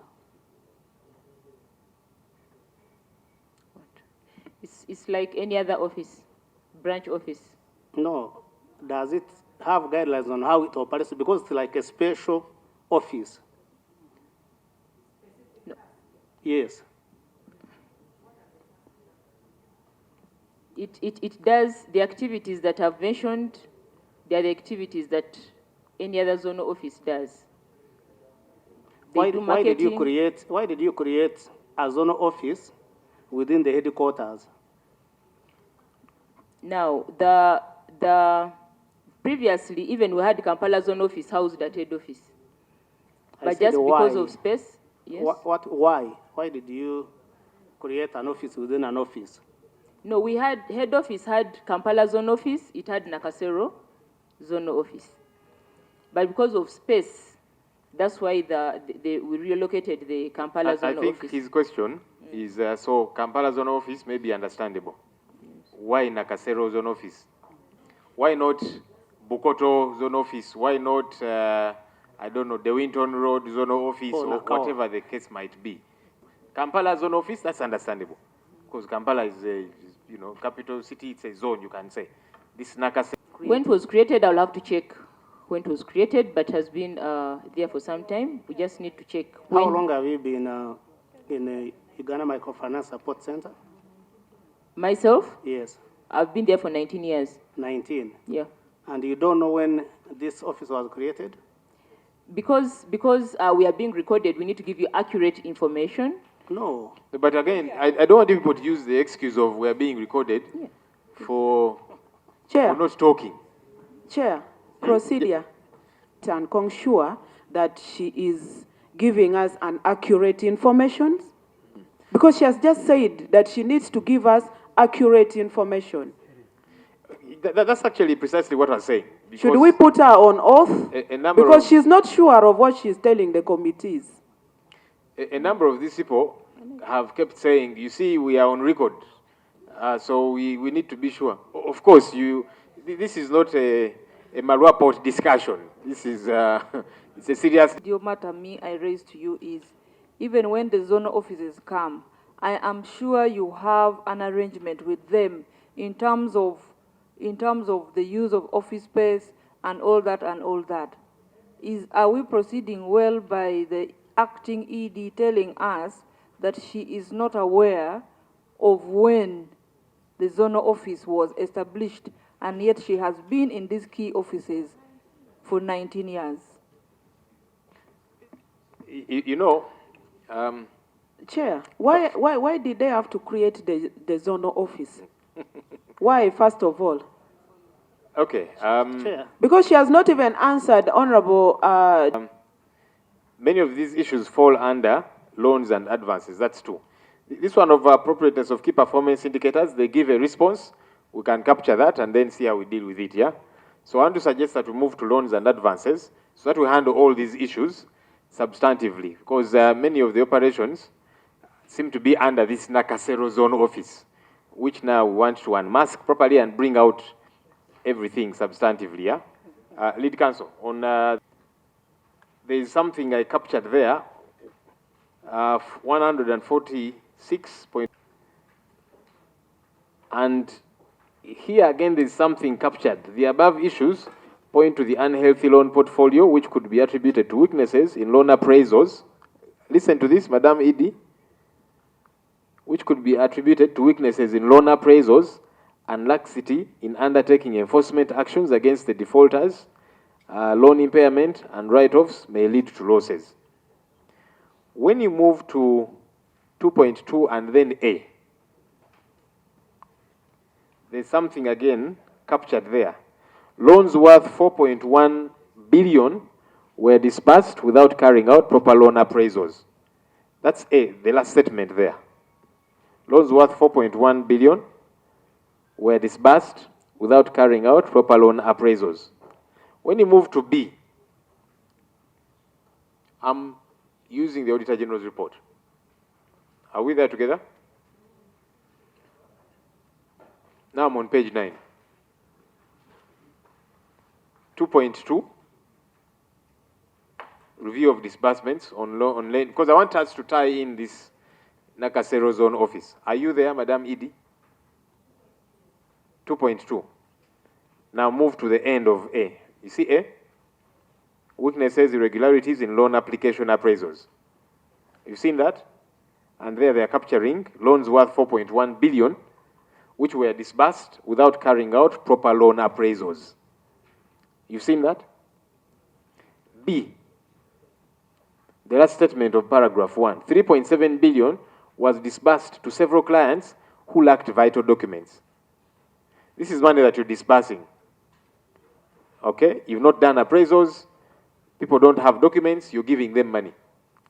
And you know, as the lead counsel continues to take us, he will be sharing examples. I just wanted to point out these highlighters. When you go to C, which talks about loans advanced to clients without security.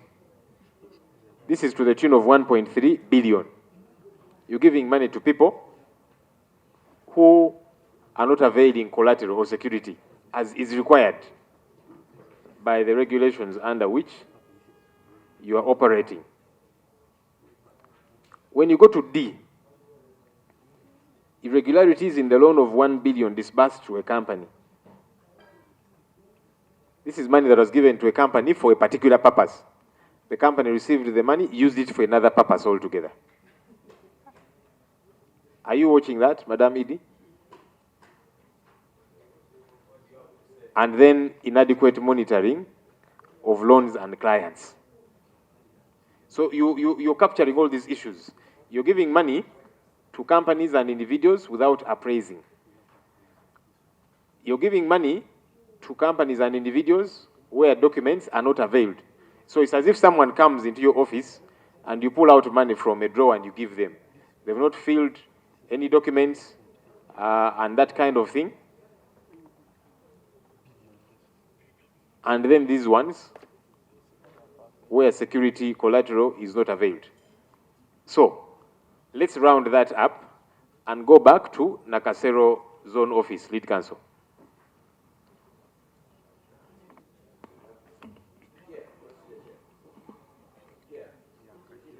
About the teacher's circle. Okay? Do you have any current memorandum of understanding with the teachers' circles? Remember, it ended in 2017. Do you have any current MOU with the teachers' circle? Honorable, how about we first deal with the Nakasero Zone Office? We can get back to the teachers' circle afterwards. It was also centered there, but thank you, Chair. What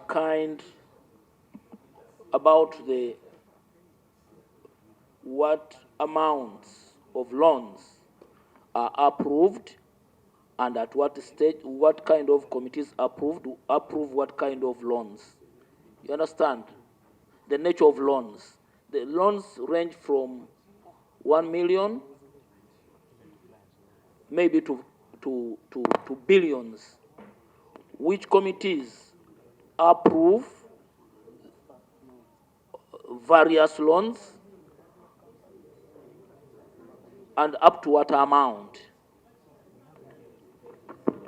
Okay, so the general question from the lead counsel, just to add one or two things to it, just walk us through the process of disbursing money to beneficiaries, these that are interested in loans, companies, individuals, and so on.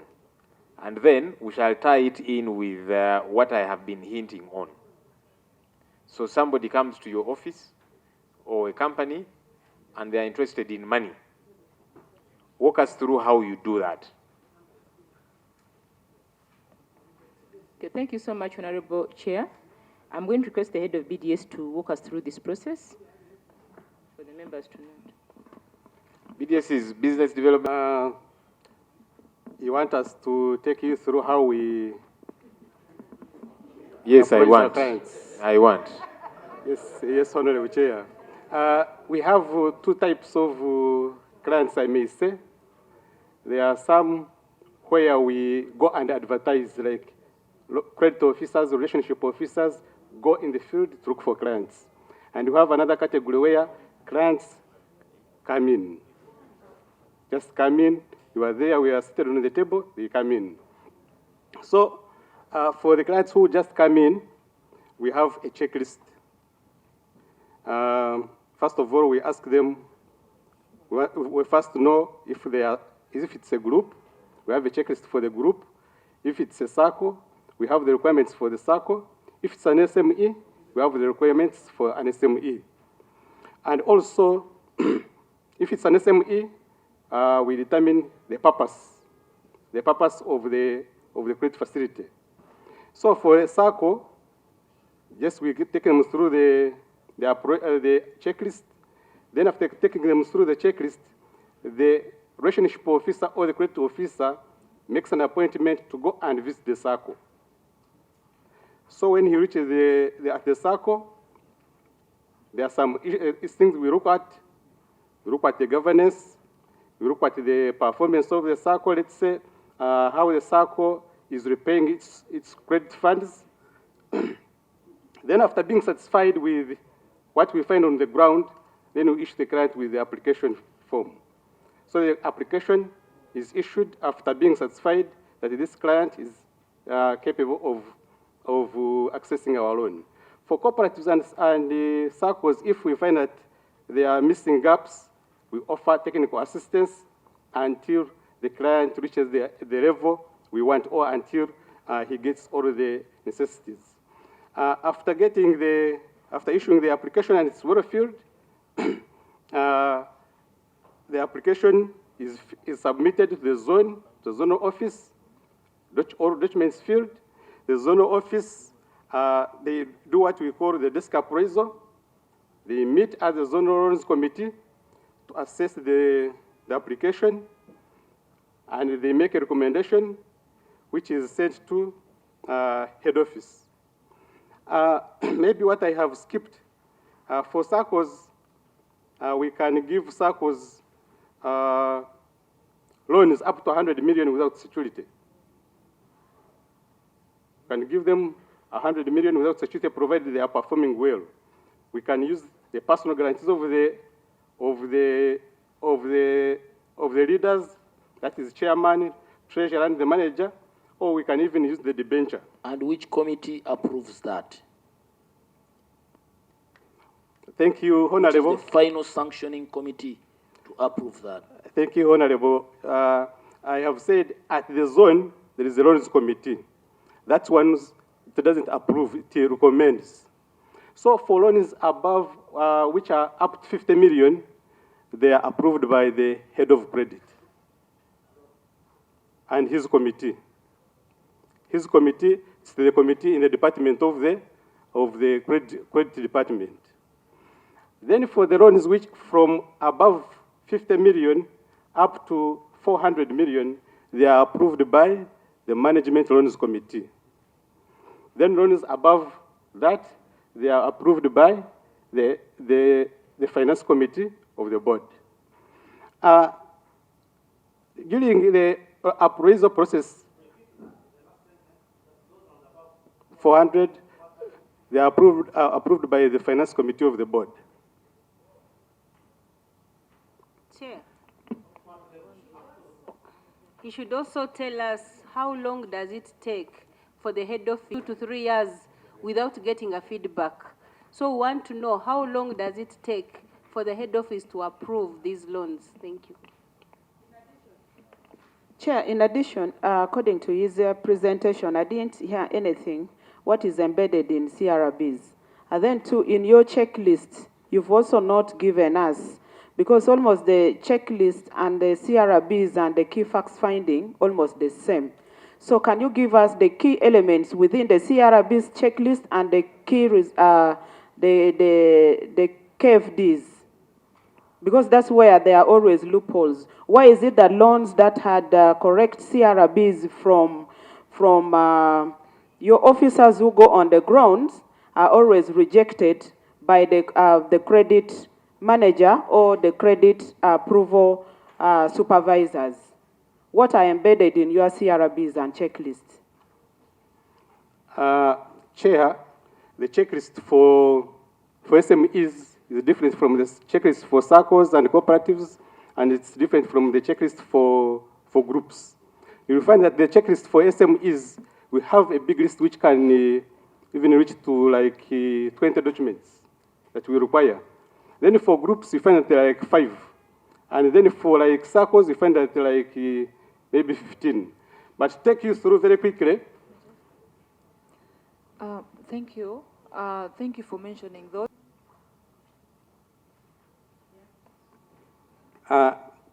Chair, through you, the checklists are within the credit policy.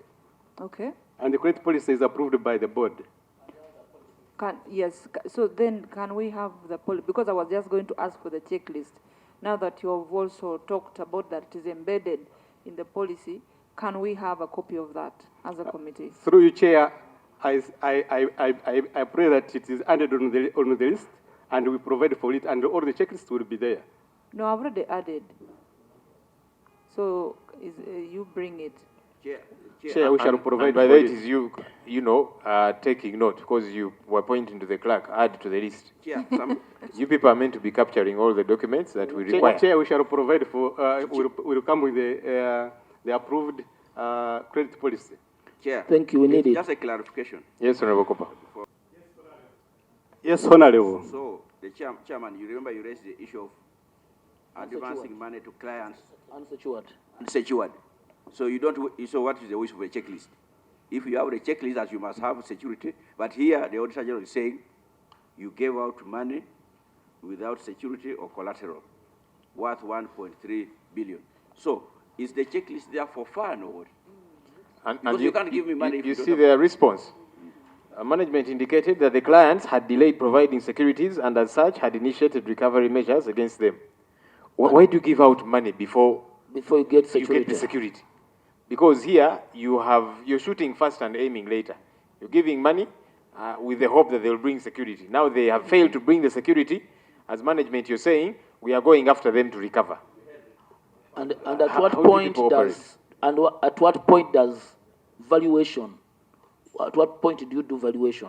After you have not told us about that. At what point do you do valuation?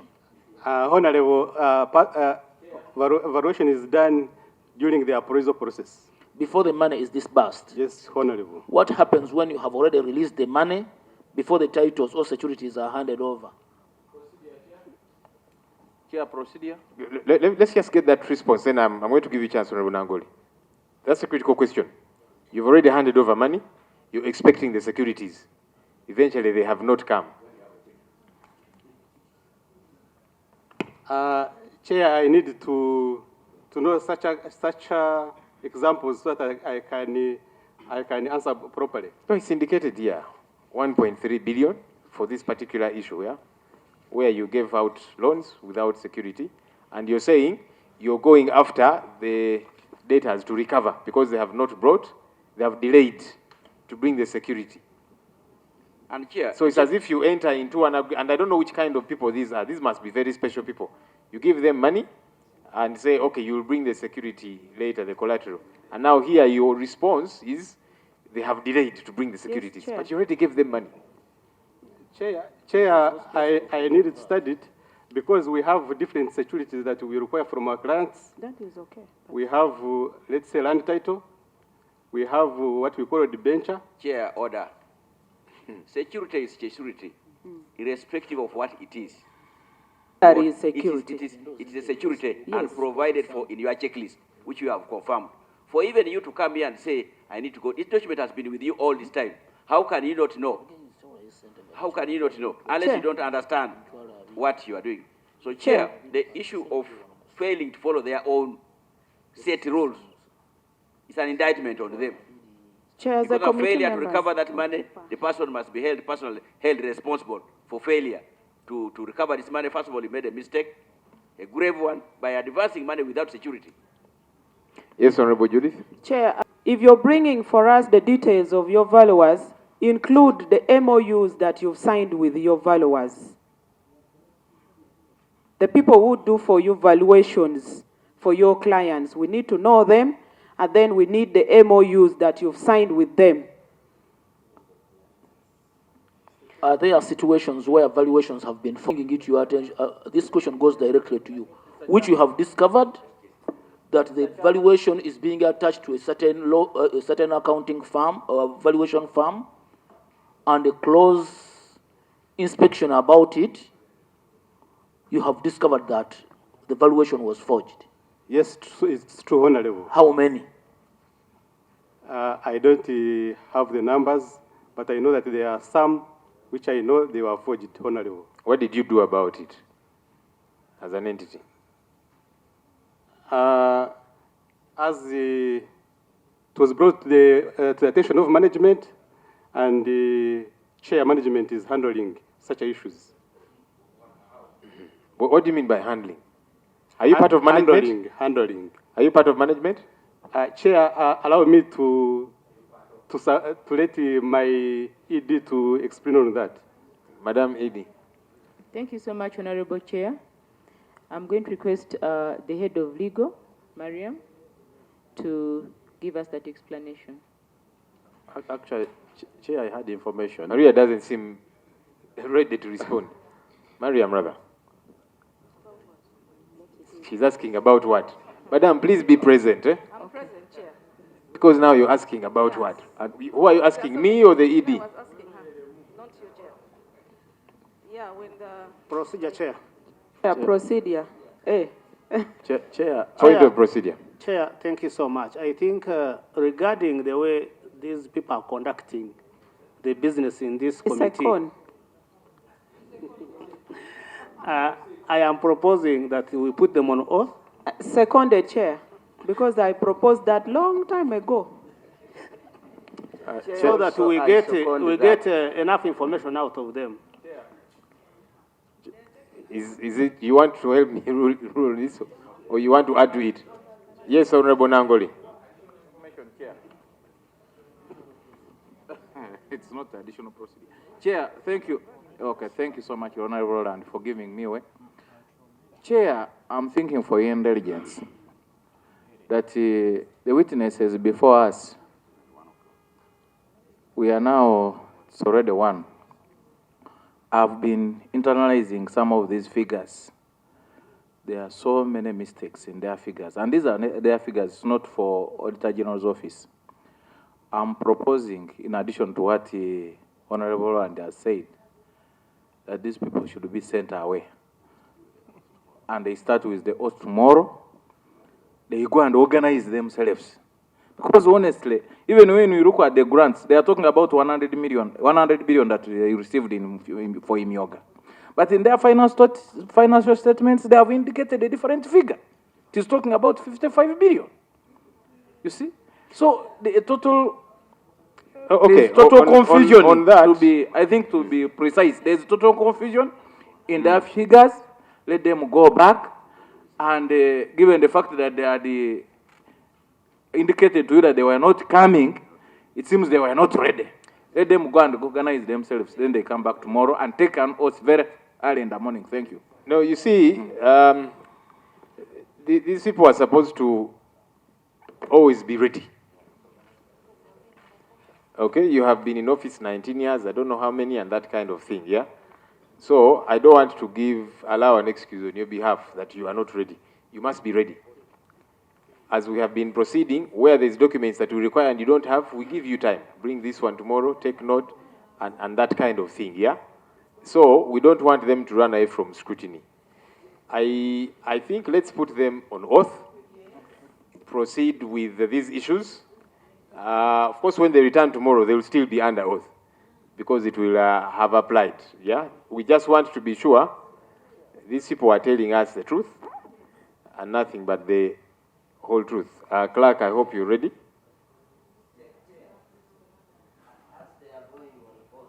Yes, Chair, Honorable Sechans. Yes, as they are going on oath, I request us to proceed well because since I came in, I've been here quietly listening. But these people, they are tactical. They are dodging questions.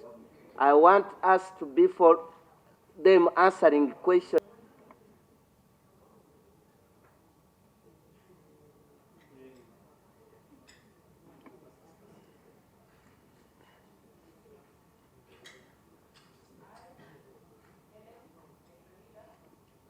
Is that microphone on? Just a second. Hmm?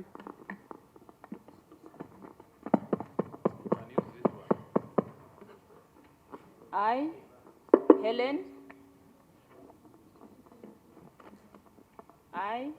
Helen, Petronilla Masca, do solemnly swear that the evidence I shall give touching the matter before this committee shall be the truth, the whole truth, and nothing but the truth. So help me God. John Mwebembezi, do solemnly swear that the evidence I shall give touching the matter before the committee shall be the truth, the whole truth, and nothing but the truth. So help me God.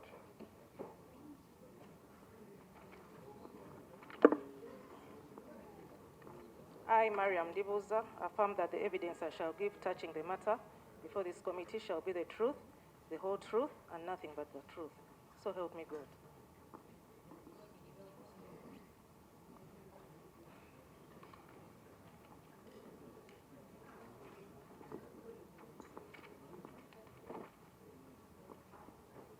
I, Naman Gibson, do solemnly swear that the evidence I shall give touching the matter before this committee shall be the truth, the whole truth, and nothing but the truth. So help me God.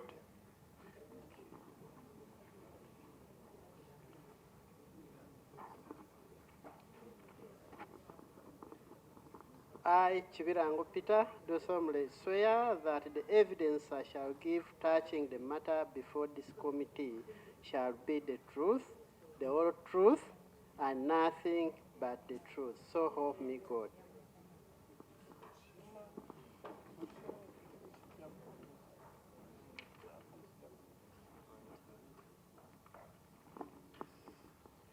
I, Simon Peter, Lucoreda, do solemnly swear that the evidence I shall give touching the matter before this committee shall be the truth, the whole truth, and nothing but the truth.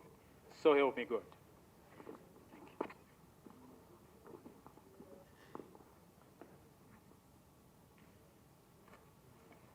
Okay. Our hope is that you will tell us the truth and nothing but the truth.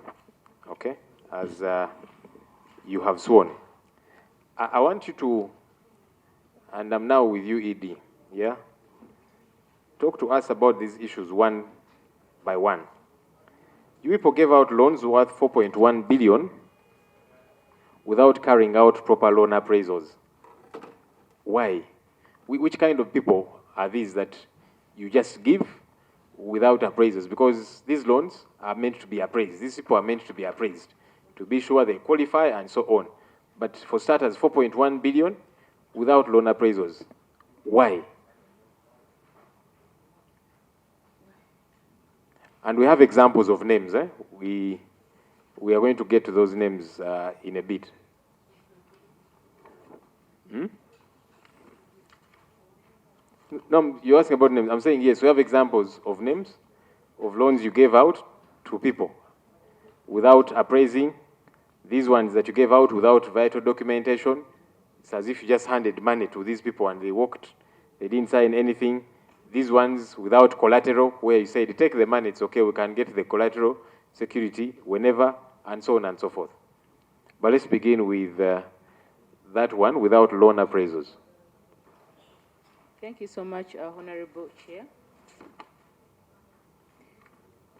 I'm going to basically request my head of BDS and credit Chair, order. That question is very clear to the ED. It's not technical where she would refer it to specific officer. In any case, she's part of the credit committee. And risk management. It is not too technical for her And to it is you refer people at the very top that She's sign the off. accounting officer, and she cannot refer that to any officer. Okay. So it is your question. Okay, it's okay. So thank you so much, Honorable Chair. My response to this question is that... You need to move the microphone in the middle so that... Yes. Go ahead. Okay. Thank you so much, Chair. My response to this question is that, yes, it is true that some loans were given out without proper appraisals. And this happens as a result of recruiting staff at different levels, and their levels of experience are varying.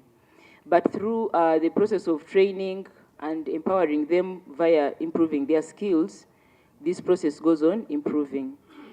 So the loans that were captured here under this section, when we are basically referring staff to zones, you'll find staff who are very experienced and staff who are new coming in, but also they are learning.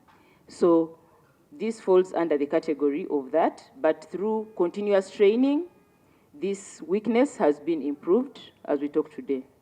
What's a loan appraisal? Loan appraisal.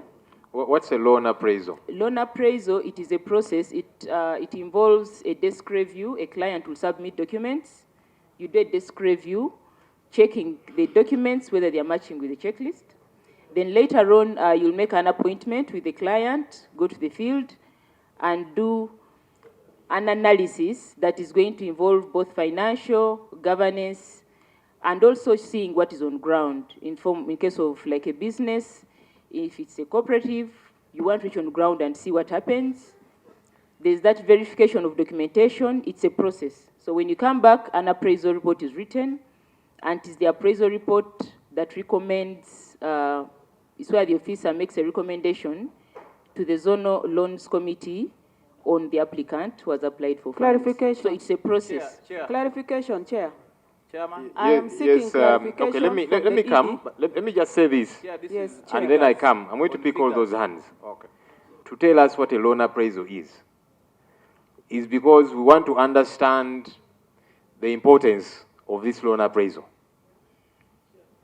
Without a loan appraisal, there should be no recommendation for one to get a loan. Because she has said, after the loan appraisal, then the officer recommends, give this person or this company or whatever a loan, or don't give them. Now, this one here, 4.1 billion, there's no loan appraisal. But money was given. On what basis? Because you see, what we are beginning to think is that either there are people who are untouchable, or it is you staff members, who got this money yourselves Chair. somehow. Chair. From the ED's response. if Okay, my let's be orderly. Yes. Let's be orderly. Yes, Chair. I start this side. No, then it goes and the please don't accept, because you see when all of us are on the mic, there's too many records. Let's start with Honorable Itungo.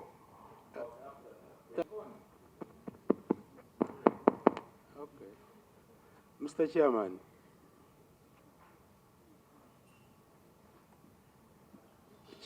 the acting ED. Madam ED, you need to listen to the questions. Madam acting ED. You see, my concern, Mr. Chairman, since morning, I was avoiding this debate in anticipation. Madam ED, you have this document. Even you have this report, the Auditor General's report. They are saying section 4.5 of your credit and operational manual 2017. It is quoted here. You read and see. The manual provides for areas of focus. I don't know whether you are there. Can you read that? And it goes ahead, you can read down up to where the colleague was saying that it even talks about the security for collateral to be offered. Now, it is a law it is within your section. It's unfortunate we don't have that copy here. But when you say that there are new loans officers, new staff who cannot follow the law, who can do whatever, your explanation does not hold anything. So whoever comes in an organization should do according to the manual, because it is the same work. So, Mr. Chairman, I wish we could have this. Okay, of course, along the way will also be a quick one. The ED, the acting ED, submitted by saying that they have incompetent people, especially down there, including, if I'm not mistaken, including her. Because loan approvals go through a process from the bottom up to the top, depending on the amount, with my little experience that I have. Does it mean that even those ones at the top are also incompetent? Two, on the figures, when you go in your financial statements on page 40, you will realize that on staff training and study tour, it costed 1.182 billion shillings in 2021-2022. Does it mean this is a concrete, it is a figure that was just put there, but people were not trained? Just check in your financial statement. 1.182 billion was spent on staff trainings and study tours in order to enhance these people perform better. What does it, how can you justify that figure in your financial statement if you are saying that you have incompetent staff down there? Thank you very much, Chair. Level of sales officer to executive officer to the relationship manager. By the time I resigned to come and contest, I was at the relationship manager. Chair and colleagues and the ED, appraisal does not end. There are specific certain ceiling that a committee at credit level are supposed to approve the loan. For example, I was a relationship manager, but I never approved any loan. Not even my branch manager could approve a loan to the disbursement. Appraisal went up to the credit committee at head office, and then up to the board. So any loan of this, say, 4.1 billion, the ED cannot say, for one, there was incompetent employees that they probably recruited. It means even the ED is incompetent. That is one. Two, there was connivance, because that loan was not approved at the bottom level. It was approved at top level. So it means there was some fraud and connivance. That's why that loan was approved, that she is trying to hide, that we need to dig deeper. Why do you recruit incompetent people into the system to cause loss to the country? Value for money. Chair. Okay. Additionally, Honorable Linda, I'm going to come. Substantiate whether the CEO who contacted you in his own capacity, or it was an instruction. I think that is where the exchanges, the concerns are. Was it an instruction, and did you handle this particular group as an instruction, or you followed your rules as Microfinance Support Center? Thank you.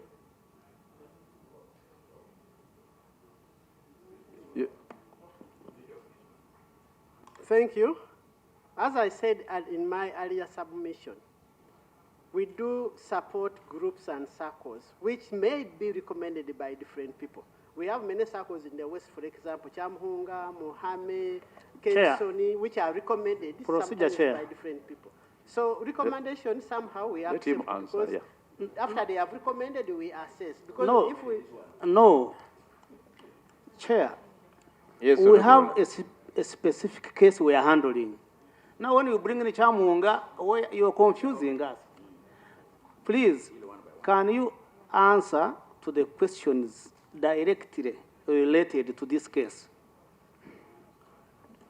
No, maybe this particular foundation, yes, was it recommended by your line minister, the Honorable Haruna Kasolo?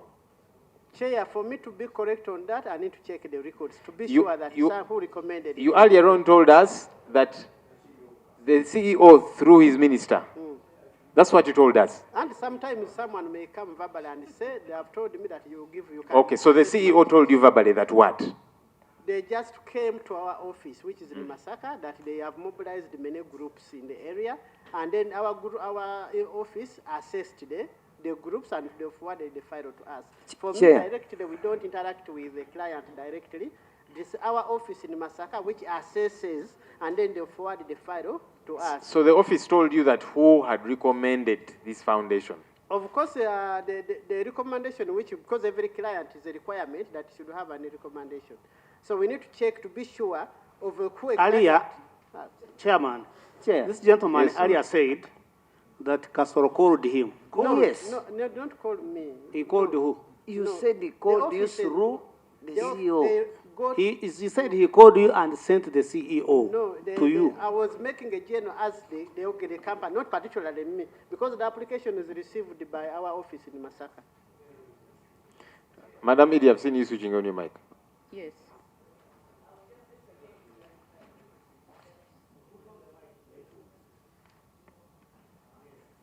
Yes, I was just trying to clarify that this institution came to MSC like any other institution, but they had a number of groups. So the disbursements were disbursed directly to the groups, and the recoveries are being recovered from the groups. This one just came in as a guarantor. The question that we're supposed to answer is whether the minister is a director. That one we are going to provide it tomorrow after referring to the documentation. Okay, and your final comment on, I did read out different people were given money, there is no documentation, no security, and so on. Some of them are people in government. I've seen other DCs and that kind of thing. Is that why you were not keen on making sure documentation is availed, appraisals are done, security is availed? Because for these people, you're saying they have delayed to bring security. And we were saying, why do you give out loans before receiving security? But it turns out it's because some of these people are people working in government. Were you influenced? Could you not say no, that look, this is the right way to do this, we must make sure there's security, appraisals must be done, and so on? That's our major concern. Chair, I'm sorry, but I don't seem to have the document that you're referring to. We got these internally from you people. Without our The general question is, were you not able to say no because perhaps of some of who you were giving the loans to? Yes, guidance. Chair, the Deputy ED is saying she doesn't have the documents. The Auditor General audited, discussed with you in an exit meeting, and all these matters are contained in the Auditor General's report. So what do you mean when you say that you don't have the document he's reading? Don't you have the Auditor General's report? Referring to the list. No, the list is not necessary. He's asking you a general question about the processing of the loans without security. I think that's what, if I heard him well, those are the questions he asked. Could and you they are in not- the Auditor General's report. Why would you not follow the procedure as should be? That documents are availed, because that's also raised in the Auditor General's report. For some of these, there's no documentation. Meaning, you said, it's okay, let's give you the money. You know, you can bring the documentation tomorrow. Let's give you the money. You can bring security when it is ready. No appraisal gets to be done, so you're not sure whether this person qualifies. And it turns out it's potentially because some of these people are either people highly placed in government or placed lowly, whatever the case might be, in government. And you just could not say no. I don't know why, because one would think rules should apply to everybody.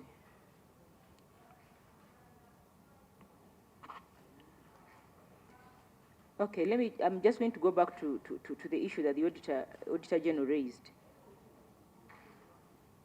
But to be very specific to answer, I wish we could just have...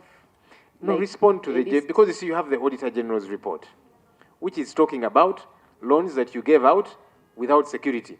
Your response as management was, these people have delayed to bring security. Point is, you gave them money. You can bring the security whenever it's ready. Number two, where there's no documentation, it is in that report which you have.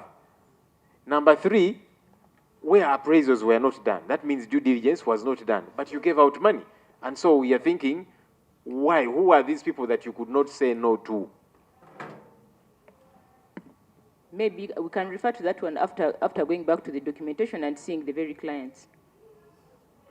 Because right now we don't have the lists of the clients that we are going to refer to and maybe give a direct example and respond. Yes, Honorable.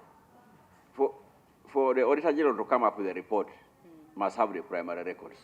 And which the custodian of these primary records is the Microfinance Support Center.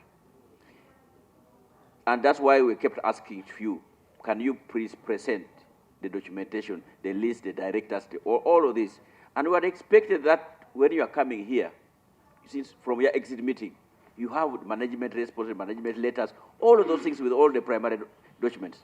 So for you now to come here and say, I don't have those ones here, I don't have those ones here, give me yours. Yet you are the one who gave the Auditor General. Of course, Auditor General can make photocopies of what you give them, but you remain with the originals. What you would be asking, say, please, let's just go and retrieve and bring all the documents, the primary records that we gave Auditor General, per query, the list of those, their files, and explain. Instead of you dodging to answer questions, they're asking about Casolo Foundation, say you are not here, you are not here. You have the documentation. Why wouldn't you ask that we are going and bring all this documentation such that we are able to respond? We're going to submit the documents tomorrow. The problem that is on now is that we are tasked to give direct answers, but we are saying that let's provide the information tomorrow such that we have clear answers to these questions. But we are very willing. Okay. Let's listen from... Disturbing us, and it is clear here.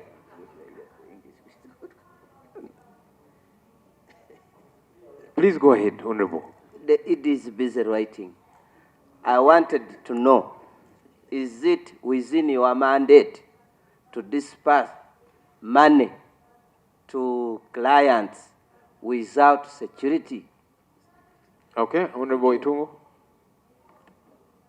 Thank you, Mr. Chairman. Chair, we are rushing through these documents, but there's a lot of information, Chair, where we should pick interest.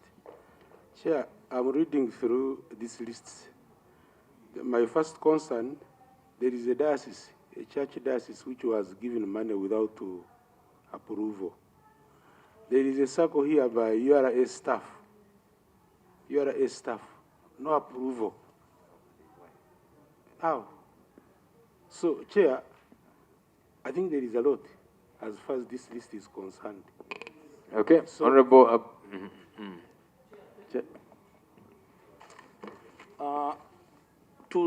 To the manager finance. Colleagues, we'll wrap up in 5 minutes. To the manager finance, there is this thing where you explained to us that one, I had to go there as a signatory to protect the interest of the microfinance. What is the criteria? Is it because it was 2 billion, or why only on those two accounts that you had to go there? We want to explain what criteria is followed so that you reach there and sign as a signatory. Because we are seeing several other organizations, individuals, received the same amounts, and you are not a signatory. People received the 5 billions. You are not a signatory. Why specifically, and even more, why specifically on these ones? Two, I want to know, Madam ED, acting, this ED who is on leave, was it formally accepted? Because as you are going, we need to go, and he's coming tomorrow. Was his leave formally accepted, or he just opted to abscond? Because he may create it for him, so we want to get a response from him. Was it sanctioned and approved by the board or not? And can we confirm? Can we also know about what is the manager procurement? Honorable Chair, where are the whereabouts of manager procurement? He's not here. Honorable Chair, through you, I will request that after her answering, we need the procurement officer manager here. Those are my questions. Remedies. Like, for example, have you engaged a law firm or you have a department within the support center, you are now demanding that these people produce this, then Okay. just waiting. They'll tell us what they have done, if anything. The final one? Thank you, Chair. Number one, I would like to know if this entity has an internal audit department, and if yes, where is the internal auditor? Number two, I would like to know the input of the legal department in the disbursements. Does she review the MOUs? Does she review the lending contracts? What is her input? Thank you, Chair. I asked it before, and I haven't got a clear answer. In circumstances that loans were issued, some without security, some without effective appraisal, I want to look at the mitigation measures. An entity like Microfinance Support Center would equally come armed with the mitigation measures. And for example, I asked you before, for such circumstances where you dispersed a loan and someone hasn't yet availed security, have you issued demand notice and could you avail copies? Because these are some of the mitigation measures. Apart from saying that we are going to train staff, as you said, some may not be competent, some may be competent. Thank you so much, Honorable Chair. Whether the ED is on leave, yes, he's on official leave, which was sanctioned. So he's official on leave. But we want him tomorrow. Absolutely. Yeah, we shall just recall him back, but officially he's on leave. Yeah. Then the procurement manager staff, this one we can avail her tomorrow.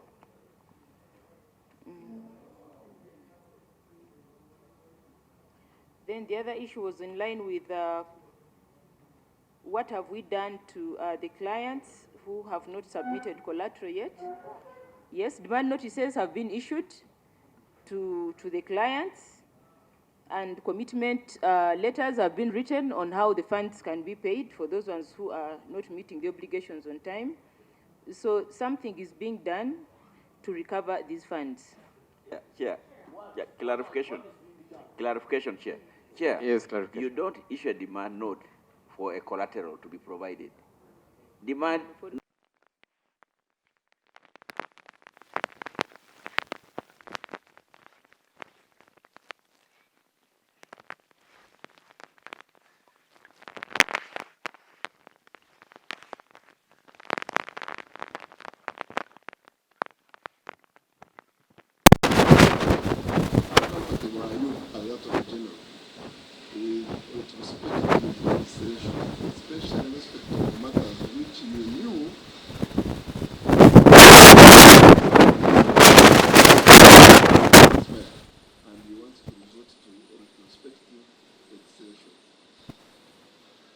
Honorable Sijan.